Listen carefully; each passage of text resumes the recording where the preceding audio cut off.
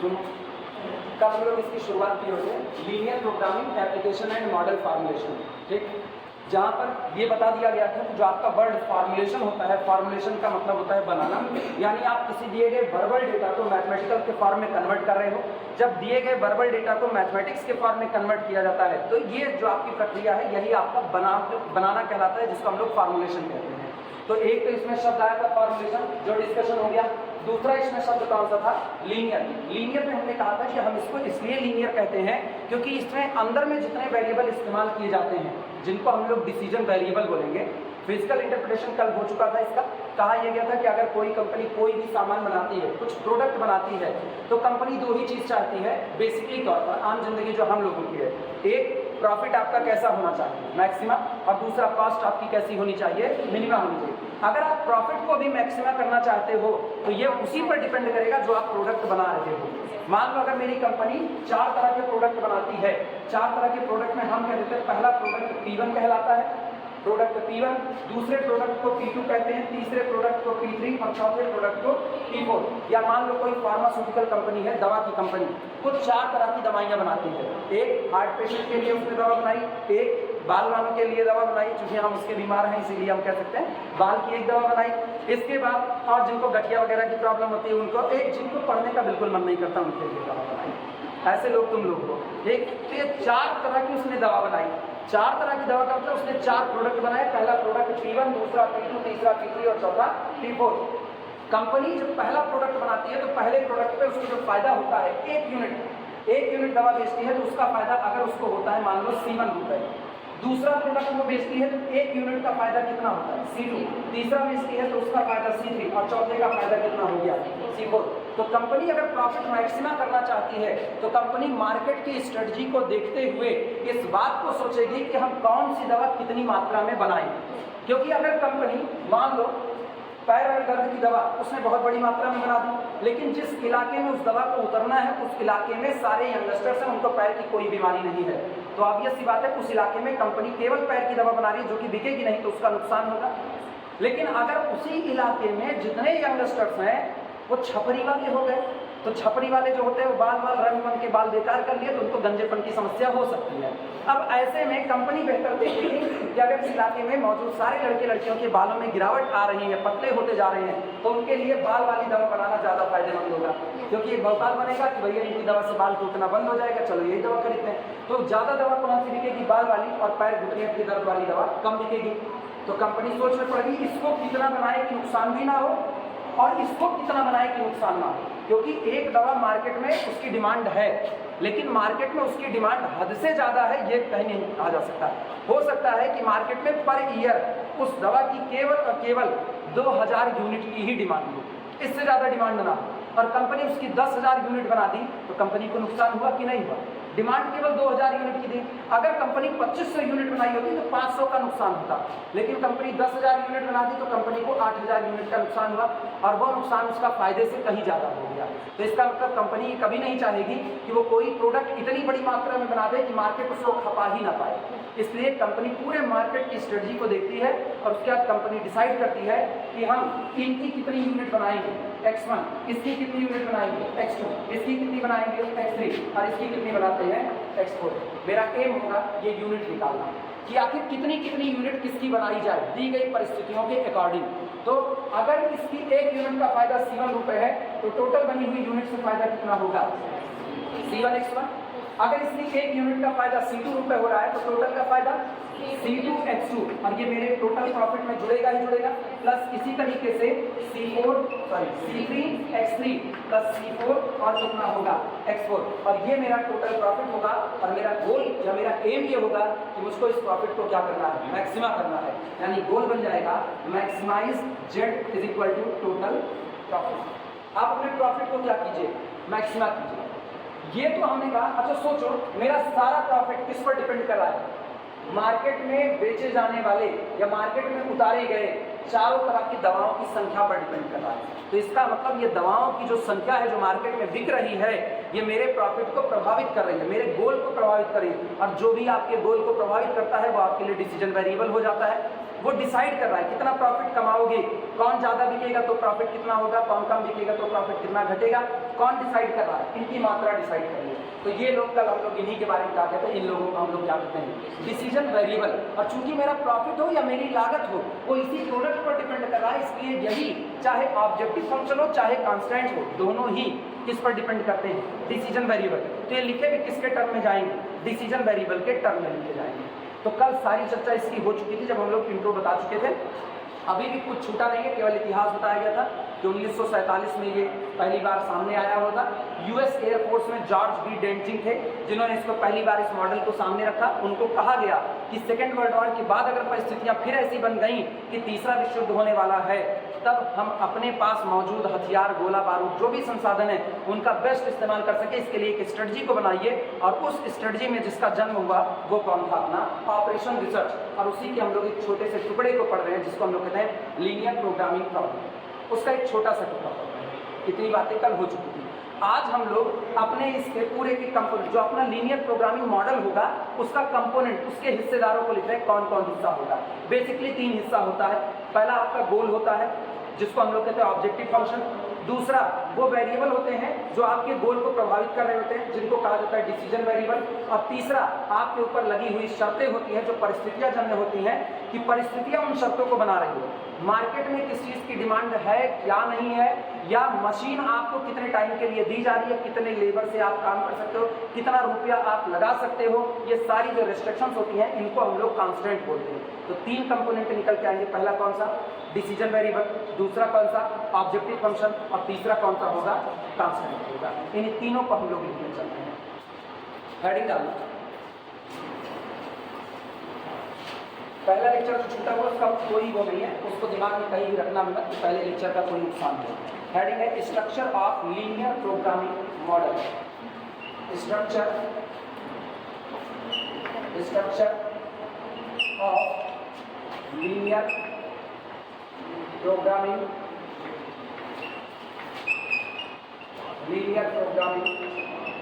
Model. Structure of linear programming model. इसमें लिखना the general structure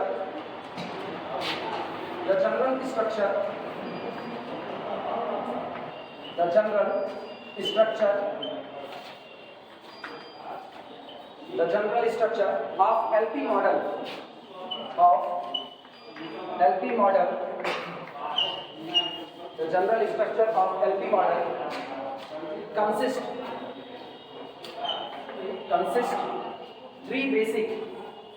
3 basic component.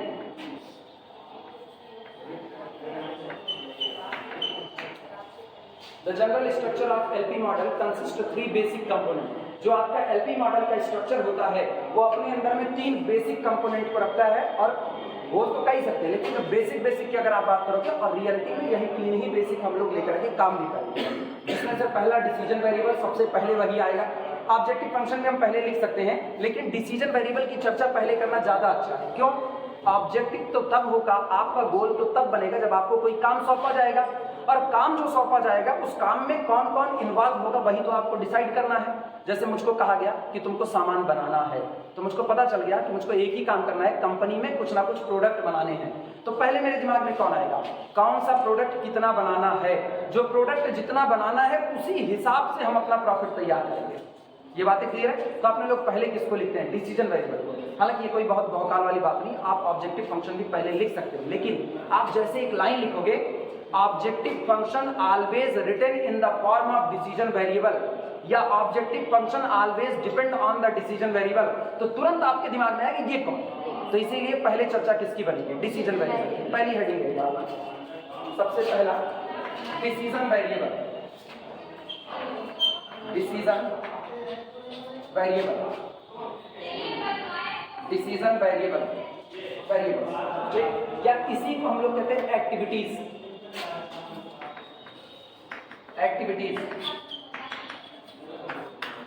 दोनों नाम एक ही, चाहे आपको डिसीजन वेरिएबल चाहे आपको एक्टिविटीज। आप क्या एक्टिविटी करने जा रहे हो, दवा बनाने, जूता बनाने, चप्पल बनाने, खेत जोतने, या आप असाइनमेंट प्रॉब्लम में आ गए तो आपकी एक्टिविटी क्या होगी, लोगों को किसी काम पर असाइन करना। मान लो हम वकील हैं, मान सकते हो एग्जाम्पल के तौर पर हम वकील हैं और मेरे अंडर में 3-4 लोग जो मुनीम हैं वो काम कर रहे हैं, या 4-5 टाइपिस्ट काम कर रहे हैं, अपनी वकालत जम के चल रही है, सुप्रीम कोर्ट का जज भी मेरे से डरता है, इतने तगड़े हैं। तो इस हिसाब से वो जो 4-5 टाइपिस्ट मेरे हैं उनको काम असाइन करना पड़ेगा।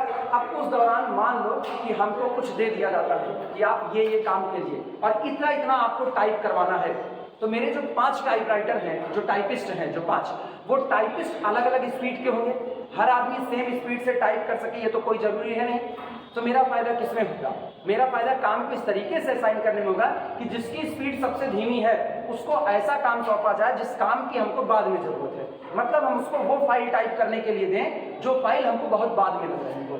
लेकिन अगर मेरा कल ही कोई मुकदमा लगा हुआ है और उसकी फाइल मुझको आज ही टाइप करके तैयार करवानी है, तो हम ये टाइपिस्ट किस टाइपिस्ट को देंगे? जिसकी स्पीड सबसे तेज होगी। तो मेरे सामने एक समस्या तैयार हो रही है जिसको हम कहते हैं असाइनमेंट प्रॉब्लम। एक समस्या तैयार हो, तो इसका मतलब आपका जो एक्टिविटी है वही एक्टिविटी आपकी क्या कहलाती है? Decision making. उसी का ही नाम आपको कर, आप कर क्या रहे हो, एक्टिविटी आपकी क्या है वही डिसाइड करेगी कि आप और क्या करने वाले। गोल क्या? मुकदमा लड़ना मेरा गोल है, मुकदमे में जीतना मेरा गोल है। अलग अलग गोल हैं और यही होता है कि जब आपके पास गोल एक से ज्यादा होते हैं तो एलपी मॉडल अब काम नहीं करता, तब गोल प्रोग्रामिंग काम करती है। लेकिन अभी की तारीख में हम लोग केवल समझ रहे हैं कि डिसीजन वेरिएबल क्या होता है, तो एक लाइन में बात खत्म हो जाती है। हर वो चीज जो आप परफॉर्म कर रहे हो अपने गोल को अचीव करने के लिए, वो आपके लिए किसका काम करेगी? डिसीजन वेरिएबल का काम करेगी। क्लियर है ये बात? लिखना इसी बात है। द इवैल्यूएशन ऑफ the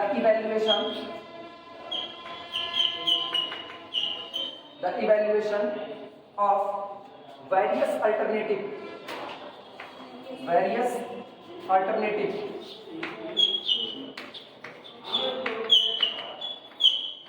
इनको कौन लाएगा?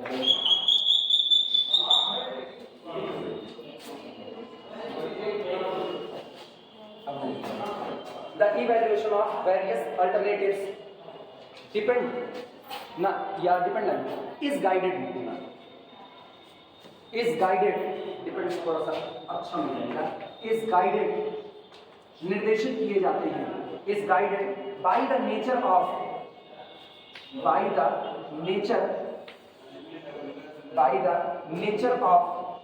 ऑब्जेक्टिव फंक्शंस,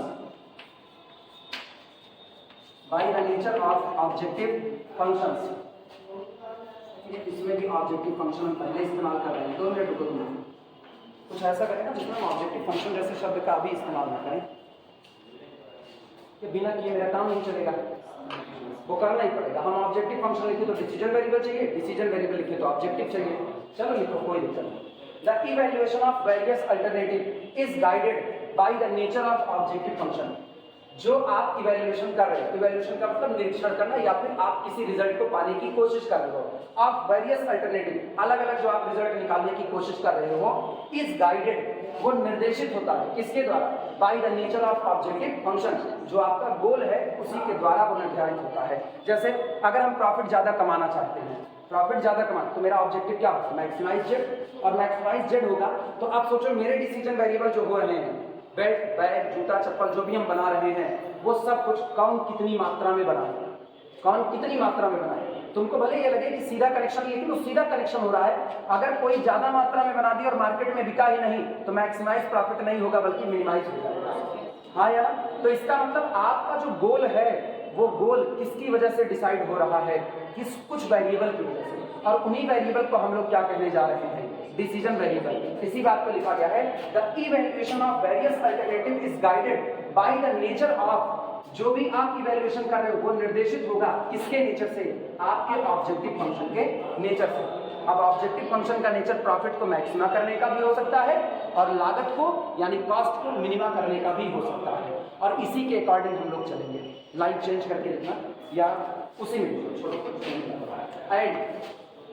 एंड और इसके साथ सिर्फ ऑब्जेक्टिव फंक्शन के नेचर पर भी नहीं डिपेंड करता, जो रिसोर्सेज अवेलेबल हैं उन पर भी डिपेंड करेगा। सामान कम है, सोचो अगर आपके घर में मान लो कोई फंक्शन पड़ा और लोग आ रहे होता खाने के लिए, लेकिन सामान ही कम है, तो क्या वो जो तुमको अचीव करना था वो अचीव कर पाओगे? अचीव क्या करना था?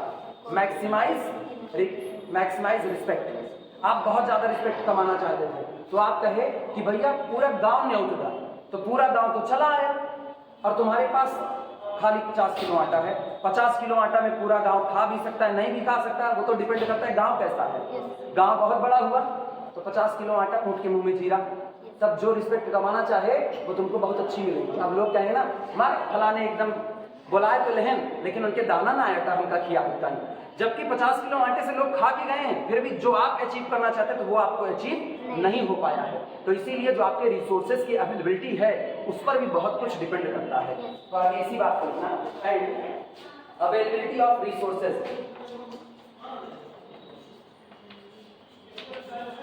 And availability of resources full stop.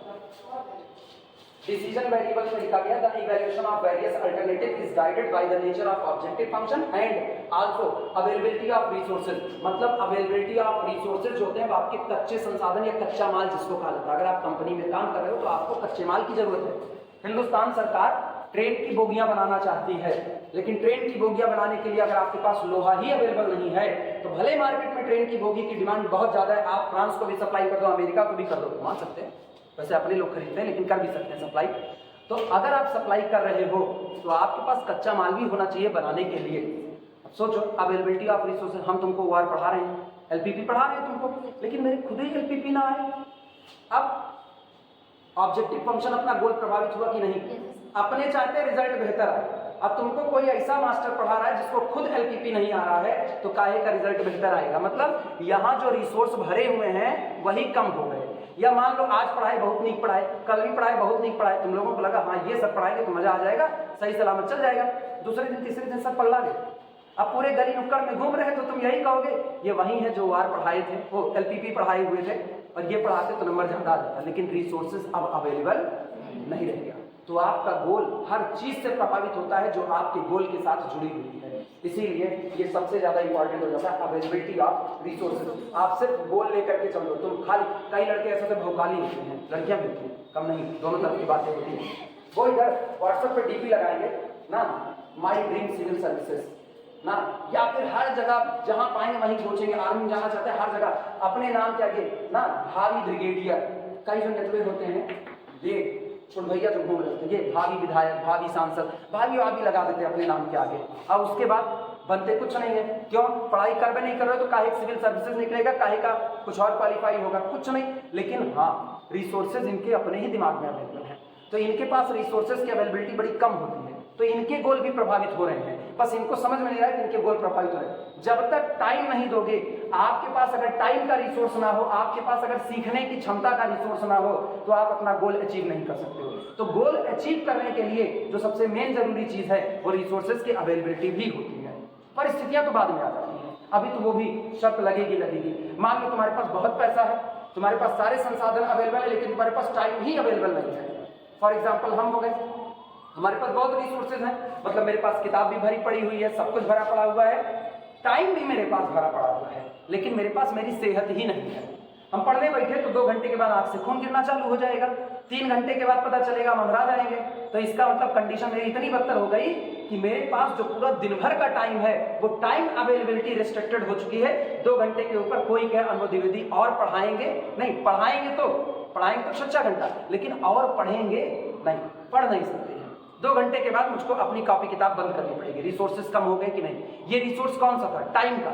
सब अवेलेबल है, रुपया है, पैसा है ना, सब कुछ है, लेकिन टाइम लिमिटेड हो गया है। फिर मेरा गोल प्रभावित हो गया। Same condition. तो पूरी एलपीपी ना अपनी आम जिंदगी में बिखरी पड़ी हुई है, जिसको मेंटॉस जिंदगी में इस्तेमाल करते हैं। इतनी सी कहानी है इसकी। लाइन चेंज करके लिखना।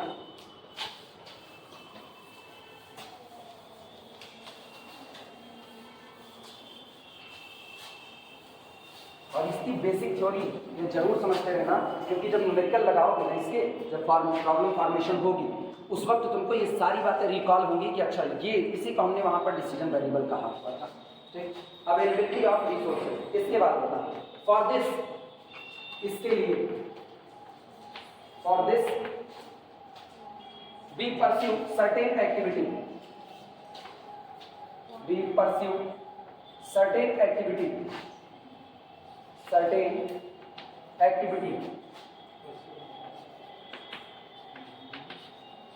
For this we pursue certain activity bracket में also called decision variables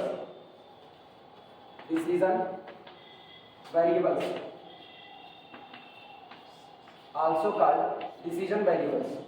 For this we pursue certain activity. इसके लिए हम कुछ एक्टिविटीज करते हैं. क्या करने के लिए? गोल अचीव करने के लिए कुछ एक्टिविटी करते हैं और इन्हीं एक्टिविटीज को क्या कहा जाता है? Decision variable. फायदा कमाना है तो बेल्ट बैग जूता चप्पल बनाना है, तो ये जो एक्टिविटी आप कर रहे हो यही एक्टिविटी आपकी क्या कहलाएगी? डिसीजन वेरिएबल कहलाएगी. ठीक, फिर लिखना कॉमा करके यूजुअली डिनोटेड बाय. साधारणतः इसको रिप्रेजेंट किया जाता है usually denoted by x1, x2, x3 up to so on xn full stop. और डिसीजन वेरिएबल को हम लोग x1, x2, x3 in short xi से रिप्रेजेंट करते हैं. अब जितने डिसीजन वेरिएबल होंगे उतने का इन्वॉल्वमेंट होगा आपका. कंपनी 4 प्रोडक्ट बनाती है तो कितने डिसीजन वेरिएबल? 4. कंपनी 10 प्रोडक्ट बनाएगी तो कितने डिसीजन वेरिएबल? 10 डिसीजन. अगर 2 बनाएगी तो केवल कितने? 2 हो जाएंगे. बस इतने से ऊपर बात है. ठीक, परफॉर्म करना.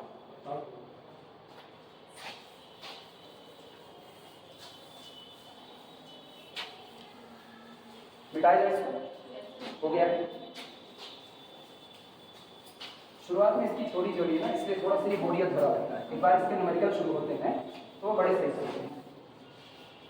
और मान के चलो ये दिमाग में अपने बैठा लेना, संडे को क्लास रहेगी ना. इस संडे को नहीं, इस संडे को तुम लोगों को आदत नहीं हुई, इस संडे को नहीं रहेगी. लेकिन जैसे वो लिस्ट आई कि अब क्लास रेगुलर रन कर रही है, अभी तो नोटिस कोई आई नहीं, बस हम लोग चला लिए हैं क्लास. रिजल्ट आया और नोटिस आई कि अब 3rd ईयर की क्लास रन कर रही है, उसके बाद से ये भूल जाना कि संडे की छुट्टी रहेगी. गणपत सहारा हो, इस बात को भूल जाना. फिर हर संडे, क्योंकि अब सैटरडे को तुमसे मिलेंगे और सैटरडे को मिलेंगे तो सैटरडे संडे 2 दिन मुझको चाहिए, अदरवाइज पेपर ये भी बड़ा है. भले ऑप्शनल पेपर, लोग कहते हैं ये पेपर छोटा है, छोटा होता नहीं. सवाल कम लगाओगे तो पेपर छोटा है, सवाल ज़्यादा लगाओगे तो पेपर बड़ा है. अगर आप इसमें प्रॉब्लम फॉर्मेशन करवाएं और एक सवाल लगा के बाकी ऐसे ही होगा तो बिल्कुल पेपर छोटा है. लेकिन पता चले 4 सवाल मुझको लगाने हैं तो एक क्लास में तुमको हम सिखा रहे हैं. अगर हमारी बात करो तो हम 10 मिनट के अंदर में इसका एक सवाल लगा सकते हैं, पूरा लिख करके टेबल बना के लगा देंगे. और अगर सिर्फ डेटा पढ़ करके बनाना होगा तो मुझको इसको बनाने में केवल और केवल 2 मिनट का टाइम लगेगा पढ़ करके बनाने में. लेकिन हम सिखा रहे हैं तो हम यहाँ पर मैराथन तो दौड़ में नहीं कि हम 2 मिनट में कर देंगे. तो जब हम यहाँ कोई भी चीज़ लिखेंगे तो उसको सिखाने के लिए मुझको टाइम चाहिए. अगर हम एक न्यूमेरिकल लिख रहे हैं, उस न्यूमेरिकल को हम तुमको समझाने के लिए 20 मिनट तक दे देंगे, 30 मिनट तक, आधे घंटे पूरे दे देंगे तुमको. लेकिन वो समझ में आना चाहिए जिससे पेपर में उसको उतार सको, और उसके लिए टाइम चाहिए. हफ्ते की एक क्लास का टाइम तो नहीं पूरा पढ़ने पाना है, तो संडे तो रहेगा. जितना तुम्हारा संडे रहेगा उतना किसी और को आराम मिलेगा. ये भी है ना. डबल स्टार करके लिखना, डबल स्टार करके लिखना. The value of certain variable. अब आप सुना, ध्यान देना. कुछ वेरिएबल आपके ऐसे होंगे डिसीजन वेरिएबल. अब इसी डिसीजन वेरिएबल की बात करें. डिसीजन वेरिएबल डिफाइंड हो गया. जो एक्टिविटी हम परफॉर्म करेंगे अपने गोल को अचीव करने के लिए वही क्या कहलाएगा? Decision variable. लेकिन दुनिया में जो आपकी प्रॉब्लम में डिसीजन वेरिएबल आ रहे हैं वो हमेशा आपकी पकड़ में हो, ये कोई कह नहीं सकता है. वो आपके पकड़ में हो भी सकते हैं और कुछ ऐसे भी हो सकते हैं जो आपकी पकड़ में ना हो. फॉर एग्जाम्पल, गन्ने का रस निकालते हुए सब लोग देखे हुए हो. ठीक, फायदा क्या है? फायदा ये है कि जब आप गन्ना कोल्हू में लगाओ, ठीक, तो आपको मैक्सिमम रस मिल जाए, तो फायदा ये है. लेकिन उसमें खोइया भी तो निकलती है कि नहीं निकलती है? वो आपके हाथ में नहीं है, वो बाई प्रोडक्ट है. आप चाहे कभी खोइया बनना नहीं रोक सकते, कि रोक लोगे? कोई नहीं. मटर खरीदने जाते हो तो मटर जब खरीदते हो तो उसको ये नहीं कि तो भैया छील करके देना तब 1 किलो लेंगे. वो पूरा छिलका समेत तौल देगा, और छिलका समेत तौलेगा. अब घर लेकर के आओ, भले उसमें पाव भर मटर का दाना निकले, लेकिन तुम कहोगे पूरे मोहल्ले में आज 1 किलो मटर ला रहे हैं, वो कोई खाएंगे, कहना पड़ेगा. तो रिसोर्सेज आपके कम हो गए. तुम सोचो 1 किलो मटर लाए और अच्छी खासी मटर है जिसमें दाने अच्छे से पड़े हुए हैं. एक मटर में कभी कभी 8-8 दाने निकल आते हैं अच्छे खासे. जो लोग खाए होंगे छीलते वक्त तो लोग जान रहे होंगे, तो 8-8 दाने निकल आते हैं. अब तुम सोचो, मेरे तो मुंह में पानी आ गया सोच करके ना। 8 दाने जो निकल करके आए, अगर आपकी जितनी मटर आपने खरीद के लाई 1 किलो, सब में 8-8 दाने निकल रहे हैं, तो इसका मतलब आप ज्यादा लोगों को घुघरी या निमोना जो कुछ भी उससे बनाते हो वो खिला सकते हो। लेकिन पता चले तुम 1 किलो मटर खरीद के लाओ और 10 जने न्योत लो कि आओ आज सबको घुघरी खिलाएंगे, और उसके बाद उसमें निकले खाली पाव भर दाना। तो अब पाव भर दाना जब निकल रहा है तो आपका नुकसान हुआ कि नहीं हुआ? क्या आप सबको खिला पाओगे कि नहीं खिला पाओगे? इसका मतलब बाजार से मटर को खरीद करके लाने पर उसमें निकलने वाले दाने आप कंट्रोल नहीं कर पा रहे कि कर पा रहे, दैट्स कॉल्ड अनकंट्रोलेबल वैल्यू। वो आपके कैसे हुए? अनकंट्रोलेबल। या एग्जाम्पल के और है ना, मान लो हम कोई काम कर रहे हैं, यहाँ से हमको बाइक से लखनऊ जाना है, मान लो। अब ये मत कहना कौन जाता है, LUCKNOW, यही होता है स्पेलिंग। लखनऊ अपने लोग जा रहे हैं, हम जा रहे हैं, तुम लोग नहीं जा रहे हो, और हमको बाइक से जाना है। तो बाइक से जाने पर सोचो मेरे पास रिस्ट्रिक्शंस कैसे लग रहे हैं। कई चीज़ें ऐसी होंगी जो हम कंट्रोल नहीं कर पाएंगे। फॉर एग्जाम्पल, उस दौरान मेरी बाइक ही मेरा वेरिएबल है, उसमें पड़ने वाला पेट्रोल मेरे लिए वेरिएबल का काम कर रहा है, वो खत्म हो रहा है। बीच रास्ते में मेरा पेट्रोल खत्म, क्या हम अपने पेट्रोल का खत्म होना रोक सकते हैं? नहीं। हम जितनी बार बाइक चलाएंगे उतनी बार पेट्रोल खत्म होगा। गंदे एग्जाम्पल समझो, बाद में सही एग्जाम्पल पे आ जाएंगे।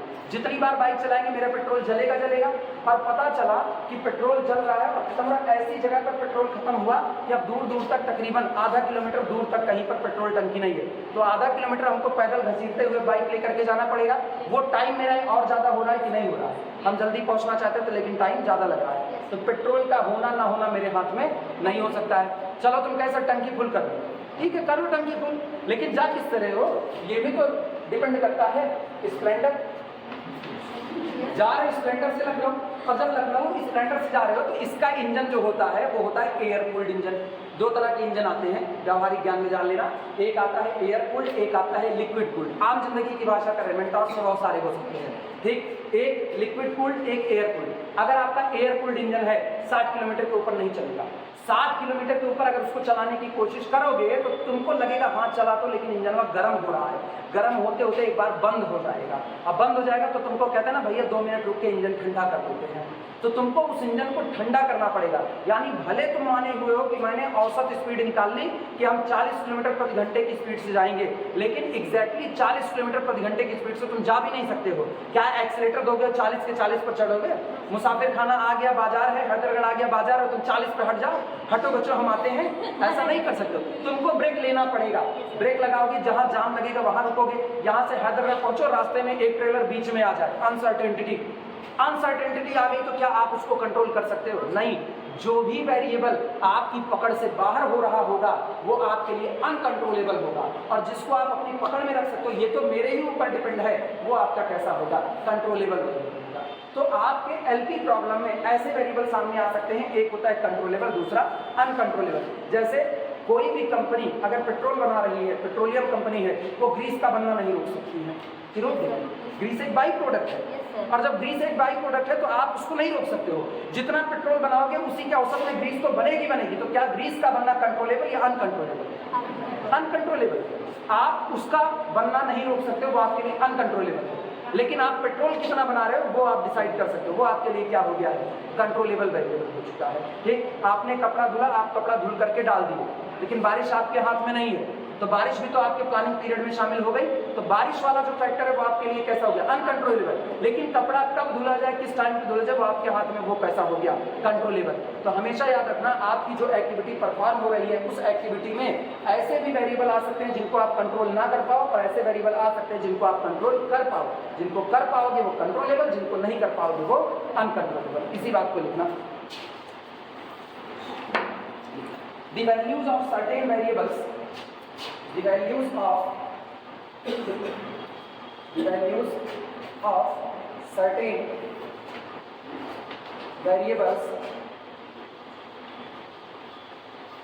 variables may or may not be, may or may not हो भी सकते हैं और नहीं भी, may or may not be, may or may not be under the एक शब्द कुछ बदले, the value of certain variable may or may not be, एक काम करो उसको लिखा अंडर, यही इसके बाद under the decision makers control, under the decision maker कौन? वो आदमी जो किसी काम को परफॉर्म कर रहा है, जैसे हम लोग डिसीजन मेकर, ठीक, under the decision maker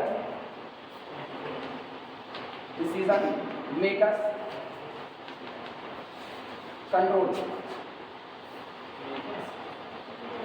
decision maker एक से ज्यादा भी हो सकते हैं, कोई एक ही आदमी डिसाइड करे थोड़ी। अगर तुमको ये दिक्कत लग रहा हो ना तो मेकर लिख करके और उसके बाद ब्रैकेट में एस लगाना। एक भी हो सकते हैं, एक से ज्यादा भी हो सकते हैं। The values of certain variable, कुछ वेरिएबल्स ऐसे हो सकते हैं जिनकी वैल्यूज मे और मे नॉट हो भी सकती है और नहीं भी हो सकती। Under the decision makers control, decision makers के कंट्रोल के अंदर में हो भी सकती है और नहीं। फुल स्टॉप करके लाइन चेंज करके लिखना। इसके बाद इफ, यदि if values are under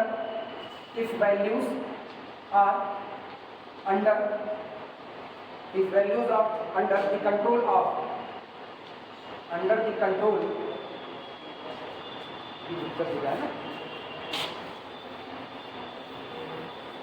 if values are under the control of the decision maker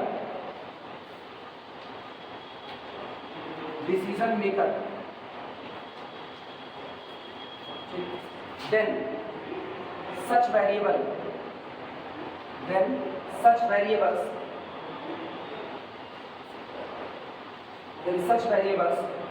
are said to be, कहे जाते हैं, are said to be controllable,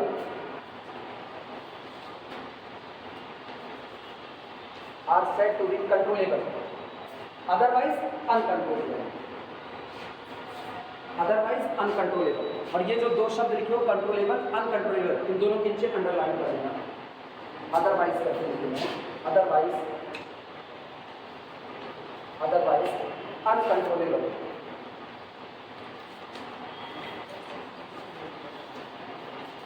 otherwise uncontrollable.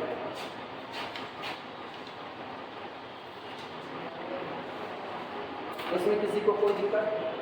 ये एग्जाम्पल तो समझ में आया कि आप कैसे चीज़ों को कंट्रोल कर सकते हो, कैसे चीज़ें आपके कंट्रोल के बाहर हो सकती हैं। एग्जाम्पल के तौर पर अगर इस कंपनी में कुछ भी काम हो रहा है तो उस कंपनी में हड़ताल कब होगी और कब नहीं होगी ये मैनेजर नहीं डिसाइड कर सकता। वो कौन डिसाइड करेगा? जो लेबर यूनियन होती है वो डिसाइड करेगी। अगर आप उनको लाख समझाओ, आपकी बात उनके समझ में नहीं आ रही है तो आप हड़ताल को कंट्रोल नहीं कर सकते हो कि कर पाओगे, नहीं कर पाओगे। कोरोना जैसे एक वेरिएबल आया, ये अपने लिए कैसा था? अनकंट्रोलेबल। अपने इसको कंट्रोल नहीं कर सकते थे। लाख कहा जाता, घर से बाहर ना निकलिए, मास्क लगाइए, फलाने ढमकाने, झोली भर का किए, सब किए, फिर भी घर में बैठे तब भी कोरोना हो रहा है। करे कोनो खांस देगा मुंह पे आके तब भी कोरोना हो जाएगा। हर एक बात पर तो वो चीज़ एक ऐसी हो गई ना जो आप कंट्रोल ही नहीं कर पा रहे थे, तो आपके लिए कैसा हो गया? वो आपके लिए अनकंट्रोल। उस दौरान सरकार ने जितनी भी योजनाएं बनाई थी, क्या सरकार उसको लागू कर पाई? नहीं। टैक्स जितना उसको जमा करना था वो भी घट गया, क्योंकि जब मार्केट में व्यापार हो ही नहीं रहा है तो किसी को उतनी कमाई नहीं हो रही है, वो टैक्स फाइल कर नहीं रहा है, तो इसका मतलब कई जगह से आपके घट चुके हैं जितने प्रॉफिट थे। तो उसी प्रॉफिट को सरकार मैक्सिमा करना चाहती है, लेकिन कोरोना जैसी एक बीमारी आकर के उस प्रॉफिट को क्या कर देती है? मिनिमा की तरफ लेकर के जाती है। इसका मतलब आप वो एक वेरिएबल ऐसा था जिसको कंट्रोल नहीं कर पा रहे थे। तो जिसको आप ना कंट्रोल कर पाओ ड्यूरिंग द प्लानिंग पीरियड वो अनकंट्रोलेबल, और जिसको आप कंट्रोल कर ले जाओ वो आपके लिए कैसा होता है? कंट्रोलेबल होता है। हम अपने टाइम का कितना इस्तेमाल करें ये हम डिसाइड करते हैं, हाँ या ना? मान लो ठीक ठाक है, जैसे हम पढ़ा रहे हैं, मेरी क्लास 10:20 से लेकर 11:40 तक है, 1 घंटे 20 मिनट की क्लास है। हम 1 घंटे 20 मिनट की पूरी क्लास अटेम्प्ट कर रहे हैं, 1 घंटा 20 मिनट पूरा पढ़ा रहे हैं, तो अपने टाइम का सारा यूज कर ले रहे हैं। तो इसका मतलब ये टाइम इस्तेमाल करना मेरे लिए कंट्रोलेबल है। लेकिन सोचो इसी दौरान भूकंप आ जाए, अब क्या हम पढ़ा सकते हैं? अब तो हम ही खड़े होंगे तो ऐसे हिलते रहेंगे, अब तुम लोग भी यहाँ से भाग जाओगे नीचे की तरफ। तो इसका मतलब ड्यूरिंग द प्लानिंग पीरियड ये जो अनसर्टेनिटी आ रही है, ये अनसर्टेनिटी इसी टाइम वाले वेरिएबल को मेरे लिए कैसा कर दे रही है? अनकंट्रोलेबल, नहीं कंट्रोल कर पा रहे। अब पता है यही सारी बातें जो होती है ना, अभी यही बातें एलपीपी को लिमिटेड कर देंगे। एलपीपी क्या करता है? During the planning period uncertainty को डंप कर देता है। कहता है अनसर्टेनिटी जैसी कोई चीज़ इस दुनिया में बनी ही नहीं है। एलपीपी यही करेगा, अनसर्टेनिटी जैसी चीज़ बनी ही नहीं है, इसलिए जब तक मेरे रेफरेंस में पढ़ोगे तब तक आप हर बात को सर्टेनिटी मान के चलो। निश्चित है जबकि निश्चितता हर बार हो ये कोई जरूरी नहीं। मान लो हम ठेकेदार हैं, हम सब अपने आप को बना लेते हैं, कितनी अच्छी बात है ना। एक ही में अभी वकील बन गए थे, अभी ठेकेदार, थोड़ी देर में अंबानी अडानी भी हम ही हो जाएंगे ना, कह सकते हो हम सब कुछ हो गए। अब ऐसे में मतलब कभी कभी फील होता है अपनी छुटवान है, वो वाला डायलॉग ना, वो चट्टान हो जाएगा यहाँ पर। सुनो क्या बता रहे थे, भूल गए, बताते थे क्या बता। हाँ, हम ठेकेदार, मान लो हम ठेकेदार हैं, मुझको एक एरिया में काम करने को मिला और कहा गया आपको फला जगह पे रोड बनाना है, मेरे ही मोहल्ले में रोड बनानी है, मुझको मेरे ही मोहल्ले में रोड बनानी है। हम रोड बनाने का काम किए, मेरे मोहल्ले में बाढ़ आ जाती है, कभी कभी जब मनोसा बैराज टूटता है तो मेरे मोहल्ले में बाढ़ आ जाती है। तो 2008 में भयंकर बाढ़ आई थी। हम ऐसे ही किसी प्लानिंग के दौरान रोड को बनाने का काम शुरू किए, कंस्ट्रक्शन का, लेकिन पता चला आधी सड़क बनाए होकर उधर से बनाते आ रहे, नदी की तरफ से, ऊपर से नहीं बना रहे थे, उल्टा काम किया, उधर से बना रहे थे, ऊपर तक आना था कि यहीं भाग जाएंगे। उसके बाद तो वहाँ पर बाढ़ आ गई, जितनी सड़क बनाए हुए थे सब डूब गए और नीचे से मिट्टी कट गई। हमारा बदमाश ठेकेदार है जो कम पैसे में काम कर रहा है, नीचे से मिट्टी बह गई, तो अब जितना पैसा लगाए थे प्रॉफिट कमाने के लिए वो सब डंप हो गया। एलपीपी कहेगा तुमको कोई नुकसान नहीं हुआ मुन्ना, वो एक ही बात कहेगा क्योंकि उसने अनसर्टेनिटी को कंसीडर ही नहीं किया था, और रियलिटी है अपनी रियल लाइफ में अनसर्टेनिटी भरी पड़ी हुई है। इसीलिए एलपीपी अपनी लिमिटेशंस को भी गवाही दे रहा होता है कि ये लिखा जाएगा, अभी एजम्पशंस लिखा जाएगा। पता है अगर कोई बड़ी सॉलिड है ना तो उसमें एजम्पशंस नहीं लिखे जाते, फट से उठा करके कैलकुलेट करते हैं। जैसे एरिया निकालना होता है अपने को सर्किल का पाई आर स्क्वायर, ये नहीं लिखते एजम्पशंस कि सर्किल का एरिया पाई आर स्क्वायर माना जाता है, माना नहीं जाता, करके दिखाते हैं आता उतना है, तो वो एजम्पशंस पर नहीं चल रहा। लेकिन एलपीपी एजम्पशंस पे चलेगा, ये तुरंत अभी लिखवाएगा एजम्पशंस ऑफ मॉडल फॉर्मुलेशन, और उस एजम्पशंस में आपको कुछ बातें जबरदस्ती लिखनी पड़ेगी, जबरदस्ती माननी पड़ेगी। वो बातें रियल लाइफ में हमेशा सही हो ये कोई जरूरी नहीं है, इसीलिए एलपीपी आपको हमेशा बेहतरीन सोल्यूशन दे ये कोई जरूरी नहीं है, नज़दीक का सोल्यूशन दे सकता है। आई बात समझ में? तो जुआ पढ़ रहे हैं हम लोग, बस इतने जाना। नोट लगाना, नोट लगाना।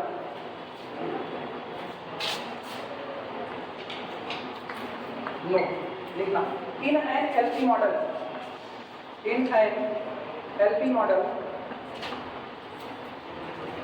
किसी दिए गए लीनियर प्रोग्रामिंग मॉडल में, in an LP model are decision variables, are decision variables, are decision variables are continuous, और बवाल आया ये शब्द जो अभी लिखा गया ना, ये शब्द और बवाल है। In an LP model are decision variables are continuous, assumption से होता नहीं है। Are decision variables are continuous, comma controllable, controllable and non negative, and non negative, non negative. आपके एलपी मॉडल में जितने भी डिसीजन वेरिएबल्स होते हैं वो सारे के सारे डिसीजन वेरिएबल, पहली बात तो कॉन्टिन्यूअस होंगे, अभी समझाते हैं इसका मतलब क्या। दूसरी बात कंट्रोलेबल होंगे, ये तो पता ही चल गया क्या होता है, मतलब ये मान के चल रहे हैं कि आपके पास जितने डिसीजन वेरिएबल है सब आपके कंट्रोल में है। पॉसिबल है? सारे तो नहीं हो सकते ना, हो सकता है जो प्रॉब्लम आपने हमको दी हुई है वो प्रॉब्लम मेरे कंट्रोल में हो, तो उस एक पर्टिकुलर प्रॉब्लम में हम कंट्रोलेबल वेरिएबल से डील कर रहे हैं, लेकिन अगली प्रॉब्लम में रियल लाइफ के सिचुएशन में मेरे लिए सारे कंट्रोलेबल हो ये कोई जरूरी नहीं है। फॉर एग्जांपल एक ही स्कूल में प्रिंसिपल दमदार है, वो सारे टीचर्स को बांध करके रख सकता है, लेकिन एक टीचर डर हरामी खड़ा हो जाए, कहे प्रिंसिपल साहब बोले तो तुम पटक के मारो, अब प्रिंसिपल साहब जीरा बचाए कि उसको संभाले। मतलब एक मास्टर कैसा हो गया, अनकंट्रोलेबल, क्लास आए चाहे जाए क्लास चूली फाड़ दे, उनको कौन मतलब नहीं है, उनको कोई रोक नहीं सकता है, वो कैसा हो गया, अनकंट्रोलेबल। वो किसको प्रभावित कर रहा है, क्लास की रिपुटेशन को प्रभावित कर रहा है। इसी क्लास में हम पढ़ा रहे, इसी क्लास में एक लड़का खड़ा हो जाए, गुरु जी आज अगर तो पढ़ाया ना गटरिया भांज दे, खड़ा हो जाए और गुरु जी के हाथ पर ऐसे से कांपने लगे, तो गुरु जी उसको कंट्रोल नहीं कर पा रहे, वो वेरिएबल मेरे लिए कैसा हो गया, अनकंट्रोलेबल। रियल लाइफ की सिचुएशन में कुछ भी हो सकता है, मैथमेटिक्स की सिचुएशन ऐसी बातों को नहीं मान रही, वो साफ सुथरा लिख रहा है कि अगर आप एक एलपी मॉडल बना रहे हो तो आपके डिसीजन वेरिएबल कैसे होने चाहिए, कंट्रोलेबल, जबकि कोई जरूरी नहीं होता है, इसीलिए ये गणित लिमिटेड होती है। आई बात समझ में? दूसरी बात सुनो, कॉन्टिन्यूअस क्या होता है, अभी तुमको फिर बताइए, कॉन्टिन्यूअस भी यहाँ पर गड़बड़ है। ये कहते हैं सारे के सारे डिसीजन वेरिएबल कॉन्टिन्यूअस होते हैं। कॉन्टिन्यूअस का मतलब उनमें ब्रेकेज नहीं आता है, आप जो चाहो वो काम कर सकते हो, जितना चाहो उतना बना सकते हो। मान लो मेरी केमिकल फैक्ट्री है, केमिकल फैक्ट्री में हम एक केमिकल H2SO4 बनाते हैं, कंसनट्रेट H2SO4, और मुझसे कहा जाता है कंसनट्रेट H2SO4 5 लीटर बनाओ, बना सकते हैं कि नहीं बना सकते? 5 लीटर। मुझसे कहा गया 5.5 लीटर बनाओ, बना सकते हैं कि नहीं बना सकते? मुझसे कहा गया 10.5 लीटर बनाओ, वो भी बना सकते हैं। तो इसका मतलब जो आपका H2SO4 लिक्विड सॉल्यूशन है उसको आप फ्रैक्शन में भी बना सकते हो, हाँ या ना? लेकिन एक जगह से मुझको कहा गया कि आप बैग बनाइए, बैग बनाइए, कंपनी खोलिए, बैग बनाइए, बेल्ट बनाइए। तो क्या हम 4.5 बैग बना सकते हैं? बैग तो बनेगा पूरा पूरा, या तो आप 3 बैग बनाओ, या तो 4 बैग बनाओ, तो 10 बैग, जब भी बनाओ इंटीजर में बनाओ। लेकिन आप कभी भी 1250 बैग तो 1250 बैग बनाओगे, 1250 बैग बनेगा, लेकिन 12.5 बैग कोई बनाने को कहे तो बना सकते हो? नहीं, 12.5 बैग का कोई औचित्य नहीं। मतलब अपनी रियल लाइफ की सिचुएशन में ऐसी भी प्रॉब्लम आ रही है जिनका सोल्यूशन केवल इंटीजर में ही निकल सकता है। हम कहें 3 बैल है, 2 भाइयों में बांट देना है, 3 बैल है 2 भाई में, गणित कहती है 1 बैल काट दो, आधा आधा बांटो, 1.5। रियल लाइफ क्या कहती है? किसी एक भाई को संतोष करना पड़ेगा, एक बैल पाएगा, बाकी 2। ये इंटीजर प्रॉब्लम होती है, और जब इंटीजर प्रॉब्लम होती है तो इंटीजर प्रॉब्लम इसी में एक और चैप्टर बनेगा, इंटीजर वैल्यू प्रॉब्लम, जहां पर बनेगा वहां पर हम लोग ना लीनियर प्रोग्रामिंग प्रॉब्लम सॉल्व करेंगे, जिसमें केवल और केवल कैसे सॉल्यूशन आएंगे, इंटीजर सॉल्यूशन। वो इस चैप्टर में नहीं आएगा। तो तुम ये सोचो, क्या बैग का बनाना कॉन्टिन्यूअस हो पाया? नहीं। बैग का बनाना अगर कॉन्टिन्यूअस होता ना तो 4.5 बैग भी आप बना सकते थे, लेकिन अब आप नहीं बना सकते हो ना।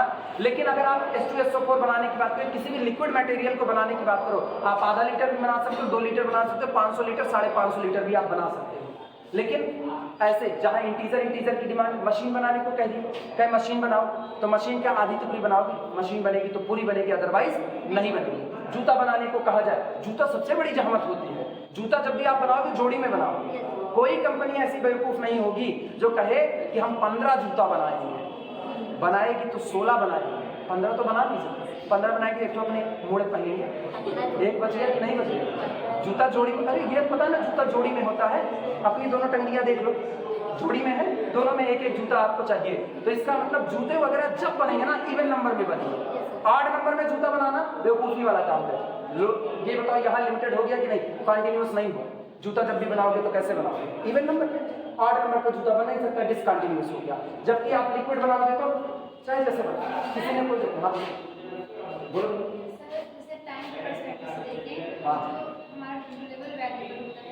हाँ हाँ हाँ बिल्कुल ना, ये डिपेंड करता है कौन है, ये डिपेंड करता है आपका प्लानिंग पीरियड जो चल रहा है, उस प्लानिंग पीरियड में डिसीजन मेकर कौन है। अगर दूसरा डिसीजन मेकर आया तो ऐसा हो सकता है गोल बदल जाए, चीजें वही रहे, गोल बदल जाए, चीजें वही रहे, तो आपका जो आज की तारीख में अनकंट्रोलेबल है वो कल कंट्रोलेबल हो सकता है, और जो कंट्रोलेबल है वो अनकंट्रोलेबल हो सकता है।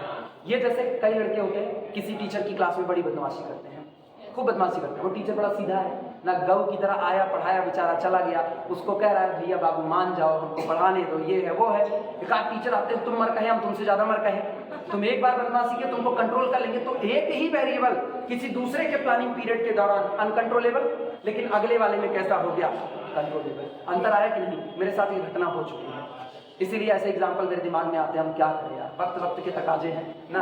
उधर सेकेंड ईयर पढ़ा रहे थे, सेकेंड ईयर साल चल रहा था 2015, याददाश्त कमजोर थे, लेकिन फिर भी ये सब याद रहता है। ये दुर्घटनाएं जो है, ये दुर्घटनाएं नहीं, इंटरेस्टिंग फैक्ट होते हैं। 2015 में उधर पढ़ा रहे थे सेकेंड ईयर, एक लड़का डेली गाना गाता था, डेली बताइए, डेली गाना गाता, जैसे पढ़ा रहे तब तक गाना शुरू कर दिया, और निचवा इसे मुँह करके गाता था, पता ही नहीं चला। उसके बाद जी सर की क्लास में डेली गाए, जी सर परेशान हो गए उससे। आई डिपार्टमेंट कहे तुम्हें पता करना है कौन लड़का है ये गाना गाता है, ठीक सर पता चल जाएगा। उसके बाद फिर गए दूसरे दिन अपनी क्लास में, जब मेरी क्लास है मेरे नहीं गाता था, मेरे पता था मार खाने का डर, यहाँ सर सीधे पड़ जाते इस मामले, पीछे उठते नहीं, उनको चाहिए एक आध दिन गिराक पतियाँ करते थे, लेकिन नहीं मारते, पता नहीं हम लोगों को टाइम में नहीं। जी सर जिस दिन हद दर्जा गुस्सा करेंगे उस दिन उनकी एक वर्डिंग तुम लोग जानते होंगे, वो कहते कभी कभी मनुष्यता पे शक कहते हैं। अब तुमको लगेगा कि बड़े प्रेम से कुछ कहे, वास्तविकता में वो कहे क्या, तुम मना ही नहीं गोरू असलियत तो ये है वहां पर, लेकिन वो कहते हैं गुस्सा करते तो इतने करते हैं। हम तो नहीं देखते किसी मारते हुए, बाकी मारते हो तो ना।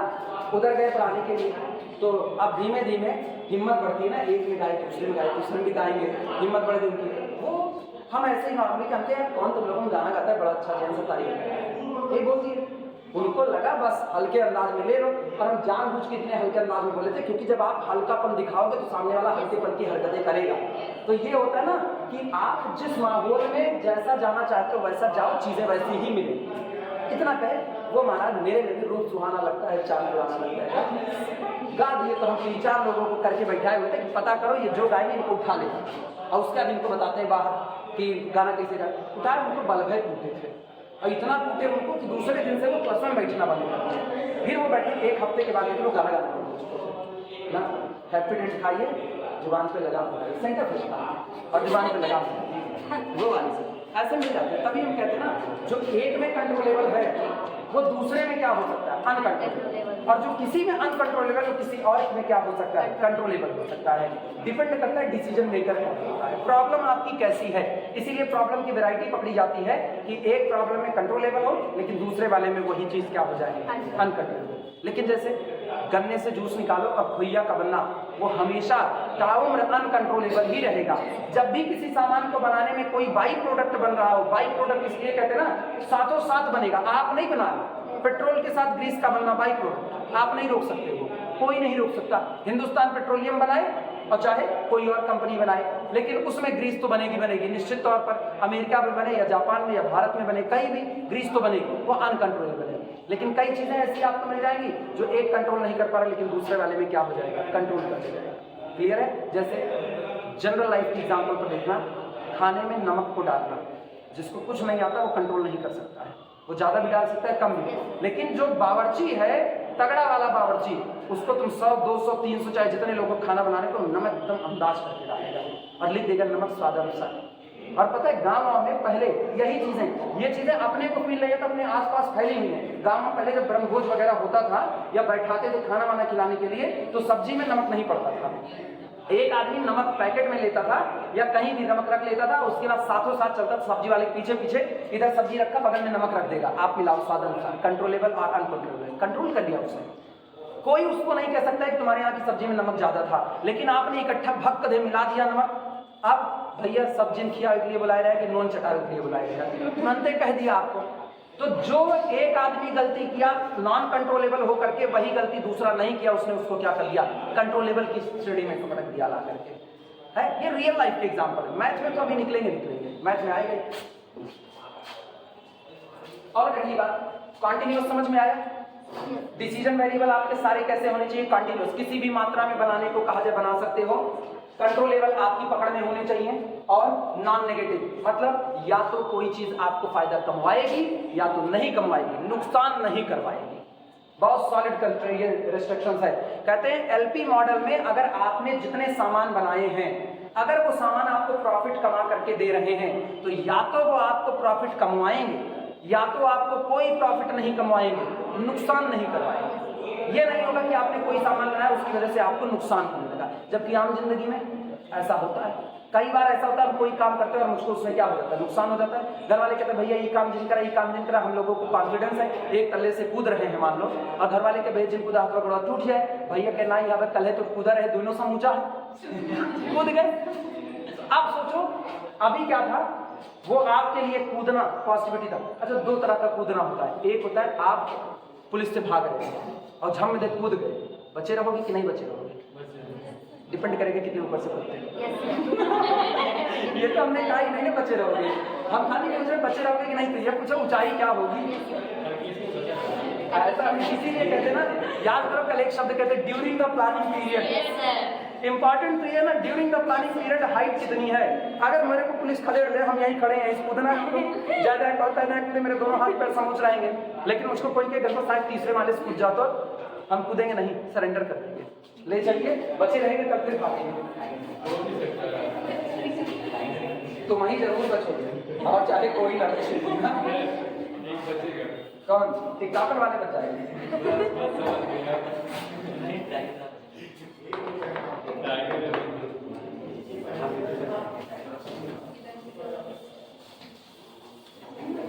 अगली बात, इसका मतलब ये हुआ, सोचो डिसीजन वेरिएबल को किससे रिप्रेजेंट किए, एक्साइज से, यानी आपके जितने decision variable x1 x2 x3 x4 so on xn है, या तो ये पॉजिटिव होंगे और या तो ये जीरो होंगे, कोई भी नेगेटिव नहीं होगा। इसको बोलते हैं नॉन नेगेटिव रेस्ट्रिक्शंस। बड़ा इंपॉर्टेंट पार्ट होता है जब आप मॉडल फार्मुलेशन करते हो।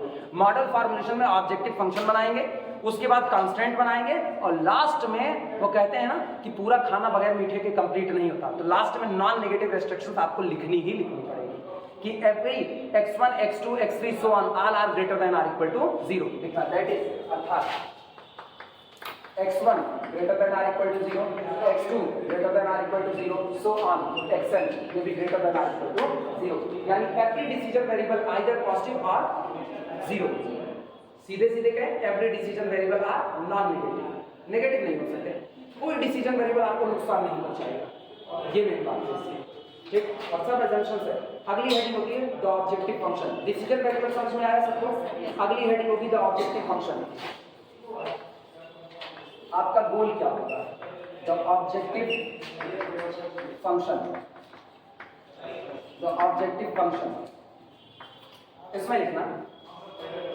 अब तो साफ सुथरा पता है ऑब्जेक्टिव फंक्शन को हम अपनी भाषा में कहें तो मेरा एम क्या है, मेरा गोल क्या है, फायदा कमाना या लागत को मिनिमम करना। पर्टिकुलर एग्जांपल होते और भी हैं अपने गोल, लेकिन पर्टिकुलर दो से समझने के लिए तो अपने लोग थोड़ा लिमिटेड हो ही सकते हैं। फायदा कमाना, फायदे को मैक्सिमा करना, या लागत को क्या कर देना, मिनिमम करना। लेकिन डिपेंड किस पर करेगा? डिसीजन वेरिएबल पर। तो लिखा जाता है it is expressed in the form of decision variable. लिखना it is expressed in terms of, it is expressed in terms of decision variables, in terms of decision variables, it is expressed in terms of decision variables। किस लिए? हम कर क्या, हम optimise कर रहे हैं, ऑप्टिमाइजेशन का। हाँ ठीक, it is expressed in term of decision variables. आप ध्यान देना, लेकिन आप इसको डिसीजन वेरिएबल के टर्म में एक्सप्रेस्ड कर रहे हो, क्यों कर रहे हो? गोल क्या है? ऑप्टिमाइज करना। ऑप्टिमाइजेशन का मतलब था उत्कृष्टता को पाना। आप बेहतर रिजल्ट चाहते हो, जितना हो सके उतना बेहतर रिजल्ट। क्या क्या बेहतर हो सकता है? अगर प्रॉफिट के लिए जाओ तो प्रॉफिट मैक्सिमा हो जाए, वो उसकी ऑप्टिमाइजेशन है। अगर लागत लगाने जा रहे हो तो लागत आपकी क्या हो जाए, मिनिमम, वो आपका ऑप्टिमाइजेशन है। तो ऑप्टिमाइजेशन एक ऐसा सेंटेंस है जो फ्रेम ऑफ रेफरेंस पर डिपेंड करता है। अगर फायदा कमाने के लिए आगे बढ़े हो तो मैक्सिमा में होगा, लागत में जा रहे हो तो लागत कैसी रखनी चाहिए, मिनिमम। कोई आदमी ये कहे कि हमको लागत मैक्सिमा कर देनी है, अच्छी बात है, बुरी बात है? हम ये कह रहे हैं मुझको एक मकान बनाना है और उस मकान की लागत मुझको आसमान छुआ देनी है, अच्छा है कि बुरा है? बुरा है। कोई भी आदमी ये नहीं चाहेगा कि मेरा मकान इतना महंगा बन जाए, इतना महंगा बन जाए कि हम खुद ही उसको ना बनवा पाए। भीख मांग के थोड़ी मकान बनवाएंगे, वो भी तो बनवाएंगे तो अपने पैसे से। तो जब अपना ही पैसा कमा करके लगा रहे हो तो हम यही चाहेंगे कि मेरा मकान कम से कम लागत में बन जाए। हाँ यार, जमीन खरीदने जाओगे, हम तुमको 2 जमीन दिखाए, मान लो चलो हम वो हो गए, कौन, कॉन्ट्रैक्टर हो गए या दलाल जिसको कहा जाता है, अब वो भी बन जाते हैं। तुमको जमीन दिखाने के लिए लेके गए, दोनों जमीन ऐसे बगल बगल दिखा रहे हैं, दोनों जमीन ऑन रोड सामने हाईवे के किनारे पर मौजूद है, ठीक। और दोनों ही जमीन में हम एक जमीन का दाम आपको कह रहे हैं कि एक जमीन आप खरीदोगे तो उतना ही है। मान लो 4 बिस्सा जमीन है, 4 बिस्सा जमीन हम तुमको कह रहे हैं 50 लाख में है, और उसके बगल वाली 4 बिस्सा जमीन है उसको हम कह रहे हैं ये खरीदोगे तो 1 करोड़ में मिलेगी। क्या खरीदोगे? 50 लाख वाली, क्योंकि आप कर क्या रहे हो, लागत को कम कर रहे हो। अगर आप इसको खरीदो तो आपको सोचो पैसा आपका कितना बचा, कितना बचा, 50 लाख बचा।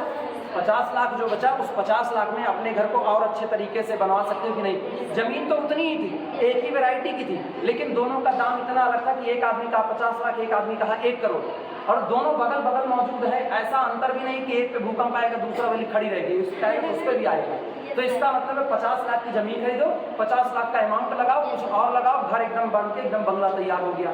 सोफा वोफा जो मन कहे वो रखो, मन कहे कुर्सी ऐसी रखो जो आपको उछाल के घर के बाहर फेंक दे, आपके ऊपर है। लेकिन आप 1 करोड़ की जमीन खरीद रहे हो तो सोचो खाली जमीन हो गई, 1 करोड़ की पैसा और अलग से लगा रहे हो। कोई आदमी नहीं चाहेगा कि मेरा घर इतनी महंगाई हो जाए, हर आदमी बेहतर की तरफ जाएगा तो कम में आएगा। आई बात समझ में? तो इसका मतलब होता है ऑप्टिमाइजेशन डिपेंड करता है आपके किस पर, गोल पर। गोल अगर लागत का है तो मिनिमा की तरफ जाएगा, गोल अगर प्रॉफिट का है तो मैक्सिमा की तरफ जाएगा। यानी ऑप्टिमाइजेशन का जो क्राइटेरिया है ये आपकी सिचुएशन को देख करके बदल रहा है। सिचुएशन लागत की है तो ऑप्टिमाइजेशन का मतलब मिनिमा, अगर सिचुएशन प्रॉफिट की है तो ऑप्टिमाइजेशन का मतलब मैक्सिमा होता है। आई बात समझ में? इसी को लिखा जा रहा है the objective function it is expressed in the term of decision variables to optimise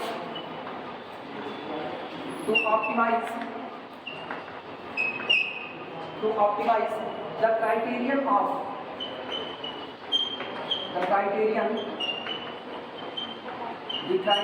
of optimality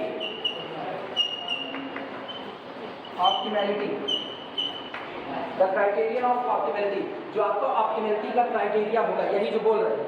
अगर लागत लगा रहे हैं तो ऑप्टिमैलिटी का क्राइटेरिया उसको मिनिमा करने की तरफ होगा, अगर फायदा कमा रहे हैं तो ऑप्टिमैलिटी का क्राइटेरिया उसको मैक्सिमा करने की तरफ होगा।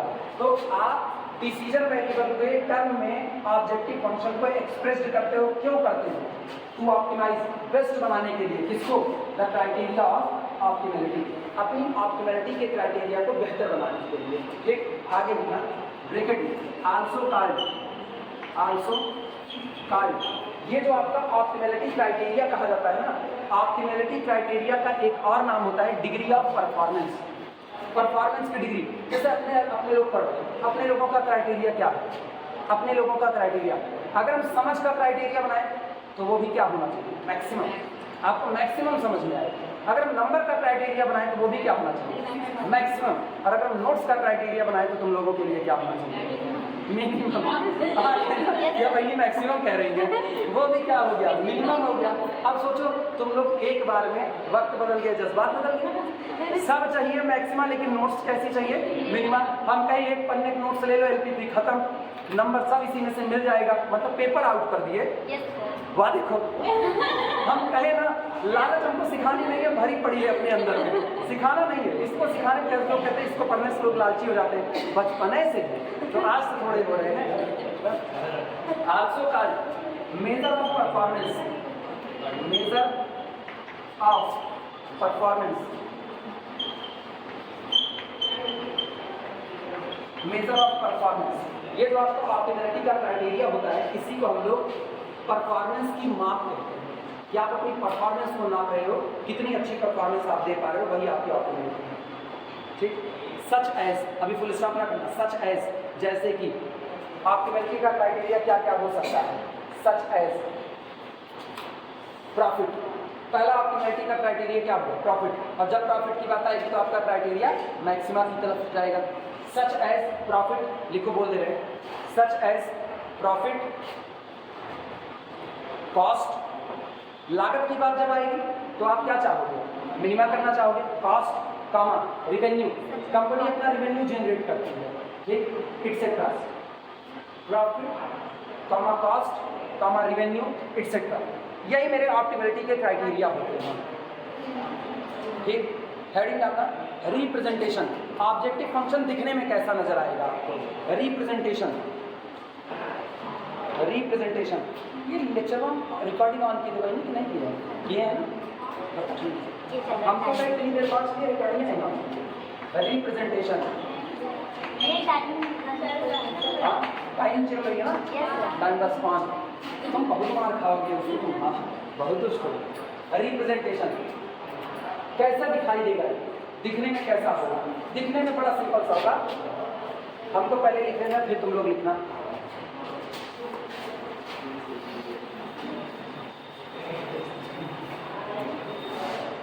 Optimise Z, optimise. अब ऑप्टिमाइज के दो मतलब होते हैं। क्राइटेरिया कैसा है इसी पर डिपेंड करेगा, या तो आप मैक्सिमा कर रहे होगे या तो मिनिमा।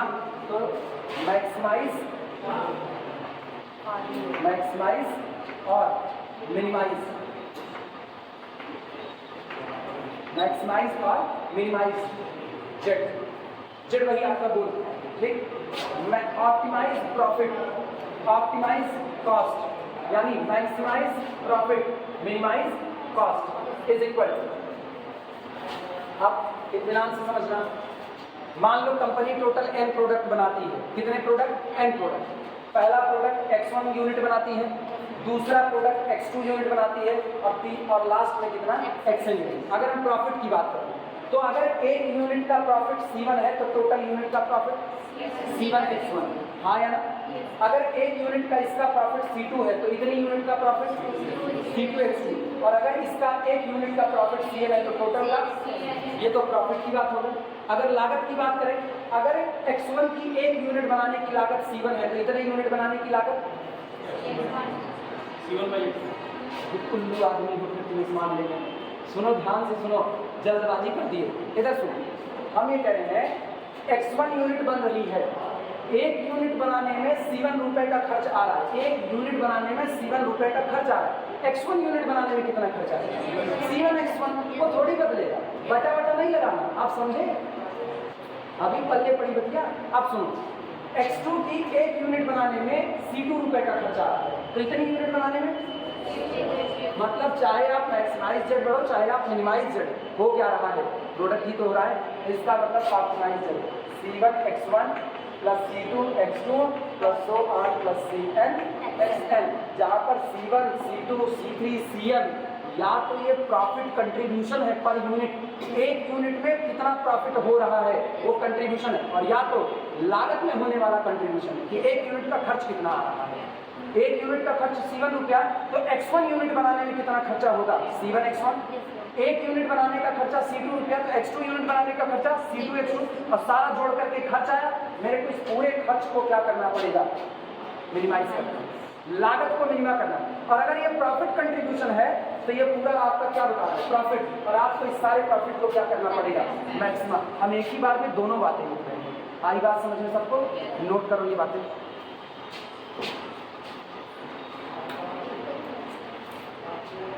ऐसे दिखाई देगा न्यूमेरिकल में, maximise Z is equal to this. अभी बिल्कुल बर्डन मत लेना। अगर तुमको ये लग रहा हो ना ये थ्योरी अप्लाई कैसे होगी मुझको नहीं समझ में आ रहा है, तो इंतजार करो, जिस दिन सवाल शुरू होगा उस दिन हम ऐसे कॉपी ओपन करवाएंगे, इधर सवाल लिखेंगे और कॉपी में एक एक डिफिनेशन को ऐसे दिखाएंगे और कहेंगे देखो ये चीज़ ये है, ये चीज़ ये है, तब तुमको ये चीज़ें समझ में आएंगी ज़्यादा अच्छे से। मेरे तुम्हारे बीच में यही एक फ़र्क है, हम इसको बहुत पहले पढ़ चुके, हम इसको कई बार पढ़ा चुके, 10 साल तो ऐसे ही हो गया है। तो जब हम इसको इतनी बार इसको पढ़ा चुके हैं तो मेरे लिए जब हम इसको लिखते हैं तो वो बातें दिमाग में विजुलाइज होती है। तुम इसको पहली बार देख रहे हो तो तुम इसका वो हिस्सा नहीं देख पा रहे हो जो हम सोच करके इस बात को बोल रहे हो।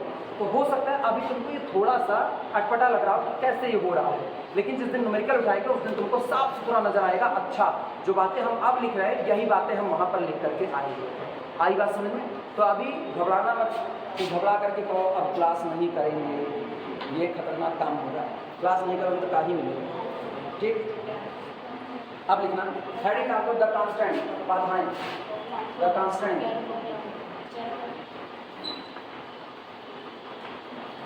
द कांस्टेंट बाधाएं। जब आप किसी काम को परफॉर्म कर रहे हो तो काम को परफॉर्म करने के दौरान क्या क्या बाधाएं आती हैं उनको मैथमेटिकल टर्म में कांस्टेंट कहा जाता है। सेकेंड ईयर में एक पेपर रहा था स्टैटिक चार्जेस में, जो लोग पढ़े होंगे उनकी बात कर रहे हैं। Constant motion, BSc second year statics and dynamics में डायनेमिक्स का मोशन होगा, कांस्टेंट मोशन कोई पढ़ा नहीं किया?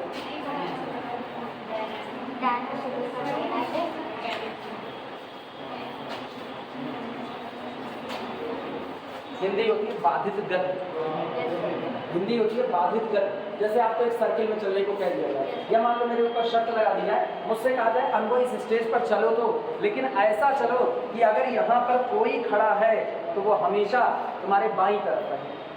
शर्त लगा दिया। अब मेरे को चलना तो है, चक्कर काटना, परिक्रमा करनी है उनकी, चाहे वो जो भी हो ना, सुर असुर नाग कुछ भी हो, लेकिन परिक्रमा करनी है उनकी। अब ऐसे में ये भी ध्यान रखना है कि गुस्सा आ जाएंगे, अगर दाहिनी तरफ हो गए तो फूंक देंगे हमको 2 मिनट में, तो मेरी बाईं तरफ रहे तो बाईं तरफ रहे तो गणित का नियम फिर हमको बांध दिया। अब हम हमेशा चलेंगे एंटी क्लॉकवाइज ऐसे। अब देखो वो यही खड़ा, वो मेरे किधर पड़ रहा है? बाईं तरफ पड़ेगा, वो हमेशा बाईं तरफ पड़ेगा। और अब मुझसे गुस्सा भी नहीं होगा।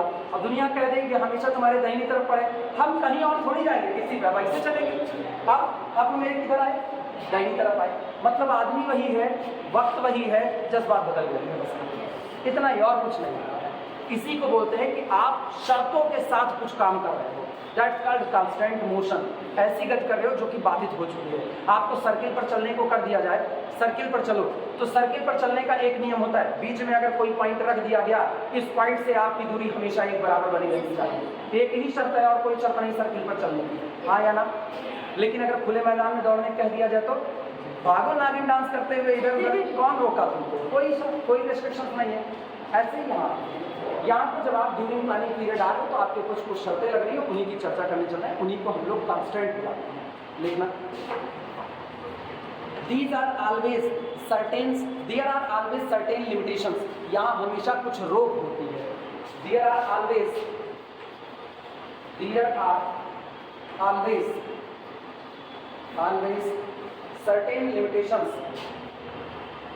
certain limitations,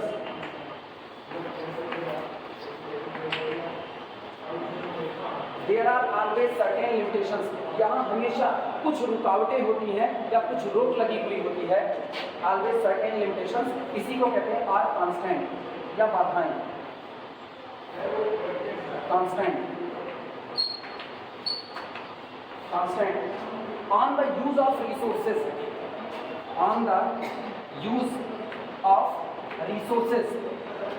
जो आपके पास संसाधन अवेलेबल हैं, रिसोर्सेस, जो आपके पास संसाधन अवेलेबल है काम करने के लिए, उनके इस्तेमाल में हमेशा कुछ ना कुछ रोक होती है। एग्जाम्पल के तौर पर कल वाला एग्जाम्पल याद करो, तुमको अपना खेत जोतना है और पड़ोसी से बैल उधार मांग करके लाए, उसने कहा, तुम उससे कहे भैया खाली बस 3 घंटे के लिए तुम्हारे हर वर्धा चाहिए, वो अपना 3 घंटे के लिए हर वर्धा दे दिया, तो तुमसे ज़्यादा होशियार है, वो कहा हमारा बैल इनके खेत में चलेगा ही नहीं, तो क्या करेगा, अपने बैल को थका देगा, इतना थका देगा वो बेचारा चल भी नहीं करेगा। तुम हाथ खिलाओ, हाथ आई भी नहीं करेगा, वहीं बैठा रहेगा, उठ भी नहीं करेगा। रोक तक गई कि नहीं लगी? लेकिन मान लो दानी आदमी है, दे दिया तुमको, कहा ले जाओ, तो यार 3 घंटा लेकर के आए हो, तो 3 घंटा तुम बैल को कॉन्टिन्यूसली खेत में नहीं जोत सकते, वो भी तो जानवर है, उसके भी तो कुछ ना कुछ। फर्स्ट ईयर, पहला सेमेस्टर, फाइन। आओ बच्ची, का इतनी देर? अरे तुम बैठो, काय डर रही हो, पहले बैठो तो, जगह तो नहीं यार, अपने क्लास वाले जगह नहीं दे रही हो, गजब हो तुम। यही कहते हैं अपना बैठने की जगह, मुझे दूसरा की जगह नहीं दे रही हो। आप बताओ इतना से कैसे दे रहे हो बच्ची? अरे डांट नहीं रहे, बस पूछ रहे।